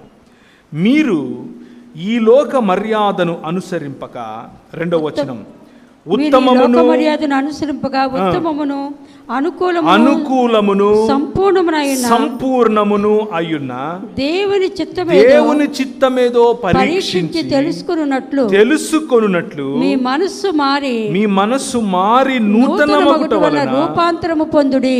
దేవుని చిత్తము, లేకపోతే దేవుని హృదయము, లేకపోతే దేవుని సంకల్పము, లేకపోతే దేవుని మాట, లేకపోతే దేవుని అంతరంగము, లేకపోతే దేవుని యొక్క కార్యాచరణ అన్నదే వాక్యము. వాక్యములోనే అది తెలుస్తుంది. అలా తెలిసినప్పుడే మనం రూపాంతరము చెందుతాం. ఆ వాక్యమును చదివినప్పుడే మనకు అది సాధ్యపడుతుంది. ఈ లోక మర్యాదను అనుసరింపకుండా ఉండాలి అనంటే, మనిషిగా మారాలి అనంటే 66 పుస్తకాలు ఉన్నటువంటి ఈ వాక్యం ఒక్కటే మార్గం, వేరే ఏ మార్గము లేదు. మనం 2 పడవలలో కాళ్ళు పెట్టే అవకాశం చాలా ఈజీ. ముఖ్యంగా మన దేశంలో ఇంకా చాలా ఈజీ. ఒక చిన్న ఘటన చెప్తాను. ఈరోజు ఉదయం జరిగినటువంటి ఘటన. ఒక అన్నతో మాట్లాడుతున్నాను. కర్నూలులో ఒక సంఘం, మీకు తెలిసే ఉంటుంది, పేర్లు చెప్పను, పెద్ద సంఘం. వారి నాయకులు ఉత్తర భారతదేశం నుంచి వచ్చి చాలా కష్టపడి పరిచర్యను జరిపించి సంఘ స్థాపన చేశారు, కష్టపడ్డారు. పాతకాలపు ఆనాటి సేవకులు కన్నీళ్లతో వాక్యాన్ని విత్తారు. వారి జీవితంతో, వారి జీవన ప్రమాణాలతో ప్రజలను మొరాలిటీలోనికి, లేకపోతే నైతికతలోనికి నడిపించారు. దేవుని వాక్యముతో కట్టారు. ఇప్పుడు 2022వ సంవత్సరం వారి పిల్లల పిల్లలు 2 నుంచి 4 గ్రూపులుగా మారారు. 4 గ్రూపులుగా మారి ఒక ఎత్తేస్తే ఆ ఎత్తుకు పై ఎత్తు ఇంకొకరు వేస్తున్నారు, ఆ వేసిన పై ఎత్తుకు ఇంకొక పై ఎత్తు ఇంకొకరు వేస్తున్నారు. అలా ఒకరిని మించి ఒకరు ఎత్తులకు పై ఎత్తులు వేసుకుంటూ ఎవరిది పెత్తనం, ఎవరిది మాట చెల్లాలి, ఎవరిది ప్రాపర్టీ, ఎవరిది డబ్బు అని ఆలోచించటం మొదలుపెట్టారు. సంపద, అధికారం అనగా పెత్తనం, రైట్, మరియు భూమి. ఏ 3 అయితే దేవుడు, ఏ 3 అయితే ప్రభు అయిన యేసు క్రీస్తు అదలవా అన్నాడు సాతానుతో. ఆ 3టికి ఈరోజు సంఘ నాయకులు తప్పని పడ్డారు, టీవీలకు ఎక్కారు, విలేకరులు వచ్చి దాన్ని కవర్ చేసే ప్రయత్నం. కలెక్టర్ గారి దగ్గరికి వెళ్ళారు. కలెక్టర్ గారి దగ్గరికి వెళ్ళి అర్జీ పెట్టుకుంటే, అరే మీ క్రైస్తవులు ఎప్పుడొచ్చినా దీనికోసమే వస్తారా అంటున్నాడు. మీ వాళ్ళు ఎప్పుడొచ్చినా దీనికోసమే వస్తారు, ఆయన ప్రార్థన చేసుకోవటానికి గొడవలేంటి మీకు ఆయన అడుగుతున్నాడు. ప్రార్థన చేసుకోవటానికి గొడవలు ఏంటి మీకు? ఎవడు పడతాడు? ఎవడైనా ప్రార్థన చేసుకోవచ్చు కదా, మీకేంటి ప్రాబ్లం? ఒక లోకాధికారికి ఉన్నటువంటి ఇంగితము కూడా లేనటువంటి పరిస్థితిలోనికి పేరు పెట్టి పిలువబడినటువంటి ఇశ్రాయేలు జారిపోవటం. ఆదికాండంలో అబ్రహాముకు ఇదే జరిగింది. అబ్రహాము 4 రకాలైన లేదా 4 రాజులను కట్టకట్టి ఒకటేసారి తన ఇంట్లో తర్బీదునిచ్చినటువంటి మనుషులతో కొట్టాడు. వాళ్ళు వచ్చి, అయ్యా నీకు కావాల్సింది తీసుకో స్వామి, మమ్మల్ని వదిలేయంటే, నీ దగ్గర చీపురు పుల్ల కూడా నేను తీసుకోను, రేపు వచ్చి నువ్వు నాకు ఇచ్చిన దాన్ని బట్టి నేను ధనవంతుడినని అంటావా? నో, నా దేవుడైన యెహోవా నన్ను ఆశీర్వదించగలడు అని చెప్పినటువంటి అంత గొప్ప విశాల హృదయం ఉన్నటువంటి ఈ అబ్రహాముకు ఆ విశాల హృదయం, ఆ దృక్పథం ఎలా వచ్చింది? శారమ్మని తీసుకుని కనాను ప్రాంతానికి వస్తే ఎదురుగా ఒక చిన్న అకాలం వచ్చింది, లేకపోతే చిన్న కరువు వచ్చింది. ఆ కరువుకు ఎదురుగా చూస్తే ఐగుప్తు కనిపిస్తుంది, పచ్చగా ఉంది. ఊరికే అలా వెళ్ళొద్దాం అనుకున్నాడు. ఆయన వెళ్ళడానికి ముందే ఐగుప్తు లోపలికి వచ్చింది. ఆయన ఇంకా ఐగుప్తులోకి పోలా, కానీ ఐగుప్తు లోపలికి వచ్చింది. ఏమంటున్నాడు? సారమ్మ నువ్వు చాలా అందంగా అంటావు కదే, నువ్వు నా చెల్లెలు అని చెప్పేసి అంటున్నాడు. ఐగుప్తులోనికి వెళ్ళాలన్న ఆలోచన చాలు నిన్ను ఐగుప్తియునిగా చేయటానికి. ఈ లోక మర్యాదలోనికి వెళదామన్న ఆలోచన చాలు నిన్ను ఈ లోకస్తునిగా చేయటానికి. చివరికి ఆ దేశ రాజు ఎవరైతే చారమ్మని తీసుకుని వెళ్ళి పెళ్లి చేసుకోవాలనుకున్నాడో, ఏమయ్యా బుద్ధుందా నీకు? భార్యను పట్టుకొని చెల్లెలంటావేంటి? నేను చెప్పాల్సి వచ్చిందా నీకు? మీ దేవుడంట, ఆయన ఎవరో చాలా పెద్ద దేవుడు, రాత్రి కళ్ళలో కనిపెట్టి తిట్టాడయా, నన్ను చంపేస్తాడు ఆయన, నీకు ఆ మాత్రం బుద్ధి లేదా, అలా చేస్తావా అని చీవాట్లు పెట్టి డబ్బులు ఇచ్చి పంపించాడు. అలా వచ్చిందే హాగరమ్మ. అర్థమవుతుందా మీకు? ఐగుప్తులోనికి వెళ్ళాలన్న ఆలోచన చాలు నిన్ను ఐగుప్తియునిగా చేస్తుంది. దట్ ఈజ్ ఎగ్జాక్ట్లీ కర్నూల్లో ఉన్నటువంటి ఆ సంఘానికి జరుగుతూ ఉంది. వారు వెళ్ళి ఫోన్ చేయించారు. ఎవరితో? ఈ రాష్ట్ర ముఖ్యమంత్రి గారి సతీమణి, ముఖ్యమంత్రి గారి తల్లిగారు, వాళ్ళు ఫోన్ చేసి చెప్తే వీళ్ళు ఇంకొక గ్రూప్ వారు నాకు ఫోన్ చేసి అడుగుతున్నారు, మాకేదో ఒక రకంగా అపాయింట్మెంట్ ఇప్పించండి, ఒకసారి మేము వెళ్తాం, మేము బస్ చేసుకుని ఆడవాళ్ళందరం వెళ్ళి వాళ్ళు కాళ్ళు పట్టుకుంటాం. ఎవరు కాళ్ళు పట్టుకుంటారు? ఎవరి కాళ్ళు పట్టుకుంటారు? కొరింథీయులకు రాసిన పత్రికలో ప్రభు అంటున్నాడు, మీరు దేవదూతలకు తీర్పును తీర్చేవారని తెలీదా మీకు? ఈ లోకంలో ఈ లోక మర్యాద చొప్పున మీరు మీలో తీర్పులు తీర్చుకోవాల్సిన, ఒకరినొకరు క్షమించుకోవాల్సిన మీరు బయటికి వెళ్ళి రచ్చబెట్టి వాళ్ళ కాళ్ళు పట్టుకుంటారా అని అప్పుడే చెప్పాడు పౌలు. ఈ లోక మర్యాద. బైబిల్ చదువుతూనే ఉంటాం, తిరుగుతూనే ఉంటాం, ప్రార్థన చేస్తూనే ఉంటాం. పరలోకమందున్న మా తండ్రి నీ నామం పరిశుద్ధపరచబడునుగాక, నీ రాజ్యం వచ్చునుగాక, నేను చచ్చిపోనుగాక అనే టైప్లో బ్రతుకుతాం. ఆయన వచ్చేది లేదు. ఆయన వస్తే మనం అందరూ సమానమైపోతున్నా. ఆయన రాజ్యం ఎలా వస్తుంది? మనం వెళ్ళి ఇంకొకరి కాళ్ళు పట్టుకుందాం. అందుకు వాక్యము మనకేం నేర్పిస్తుంది? ఈ లోక మర్యాద చొప్పున కాదు. రోమీయులకు రాసిన పత్రిక 12వ అధ్యాయము, ఈ లోక మర్యాదను అనుసరింపక ఉత్తమము, అనుకూలము, సంపూర్ణము అయ్యున్న దేవుని చిత్తము అనగా వాక్యము యొక్క సారాంశము, ఆయన రాజ్యము యొక్క పునాది దేవుని వాక్యము. దానిని పరీక్షించి తెలుసుకుంటే మీ మనస్సులు మారతాయి, దినదిన ప్రవర్తమానముగా నూతనమవుతూ రూపాంతరము చెందుతాయి. అంటే మనిషిగా రోజు రోజుకు మారతారు అని. ఈ వాక్యము మన నరనరాల్లో ఇంకాలి. ఈ వాక్యము మన బ్లడ్ సెల్స్లో ఇంకాలి. ఈ వాక్యము ఇంకటం అని అంటే మళ్ళీ పొరపాటున కేవలం వల్లవేయటం అనుకుండేరు. అంటే ఒక 10 కంటత వాక్యాలు, ఇంకొక 20 కంటత వాక్యాలు ఇక్కడ నిలబడి చెప్తే వాక్యం అర్థమైనట్లు కాదు. ఆ వాక్యము నిన్ను పొడిస్తే అది రావాలి, నిన్ను పొడిస్తే వాక్యం బయటికి రావాలి. ఇలాంటి క్లిష్టమైన పరిస్థితులు వచ్చినప్పుడు ఎవరి కాళ్ళలో పట్టుకోవాల్సిన అవసరం కాదు, వాక్యం ఏం చెప్తుందో అది చేయగలగాలి. నేను ఫోన్లో చెప్పాను, అన్న పోయి వాళ్ళ కాళ్ళు వీళ్ళ కాళ్ళు ఎందుకు పట్టుకుంటావు? నీ సొంతోళ్ళు నీతో ఎవరైతే విభేదిస్తున్నారో వాని కాళ్ళు పట్టుకో, మనం ఒకటవుతాం కదా. మనం కోర్టు ఎందుకు? మనకు డబ్బులు ఎందుకు? మనకు ఆయమ్మ ఈ అమ్మ ఎందుకు? ఓట్లేసేటోళ్ళు ఎందుకు? ఎన్నెందుకు? వాడిని పట్టుకో కాలు, వాడిని క్షమించు. అన్న నువ్వు ఏందన్నా, నువ్వు అదంతా నాతో ఏడవుతుందిలే అంటున్నాడు. అదంతా మేము ఏడ చేస్తాం? సొంత వాళ్ళను క్షమించలేనటువంటి హృదయ కాఠిన్యం, సొంత వాళ్ళతో ఐక్యపరచబడలేనటువంటి హృదయ కాఠిన్యం, విభజించుకొని పాలించుకోవాలి అనేటటువంటి ఈ లోక మర్యాద. కానీ ఉత్తమము సంపూర్ణము అయినటువంటి దేవుని వాక్యము, దేవుని చిత్తమును మనకు బయలుపరిచేటటువంటి, దేవుని సంకల్పమును బయలుపరిచేటటువంటి 66 పుస్తకాలైనటువంటి బైబిల్ వాక్యము మనకు ఐక్యతనిస్తుంది. దేవుని వాక్యం యొక్క ప్రాధాన్యత ఏంటి అని అంటే మనిషిని మనిషిగా చేస్తుంది. దేవుడు ఏమై ఉన్నాడు, ఆయనతో సంబంధం ఎంత ప్రాధాన్యం అని మనకు తెలియజేస్తుంది. అందుకనే ప్రభు అన్నాడు, మొత్తం వాక్యానికి ఉన్నటువంటి సారాంశం ఒక్క మాటలో చెప్పాలంటే, నీ దేవుడైన యెహోవాను నీ పూర్ణ మనస్సుతోనూ, నీ పూర్ణ ఆత్మతోనూ, పూర్ణ శక్తితోనూ ఆయనను ఆరాధించండి, ప్రేమించండి, లేకపోతే సేవించండి. అలాగే నిన్ను వలె నీ పొరుగు వారిని. అది నేర్పేదే ఈ వాక్యం. తలలు వంచుకుంటే ప్రార్థించుకుందాం, ప్రభు వైపుకు చూద్దాం.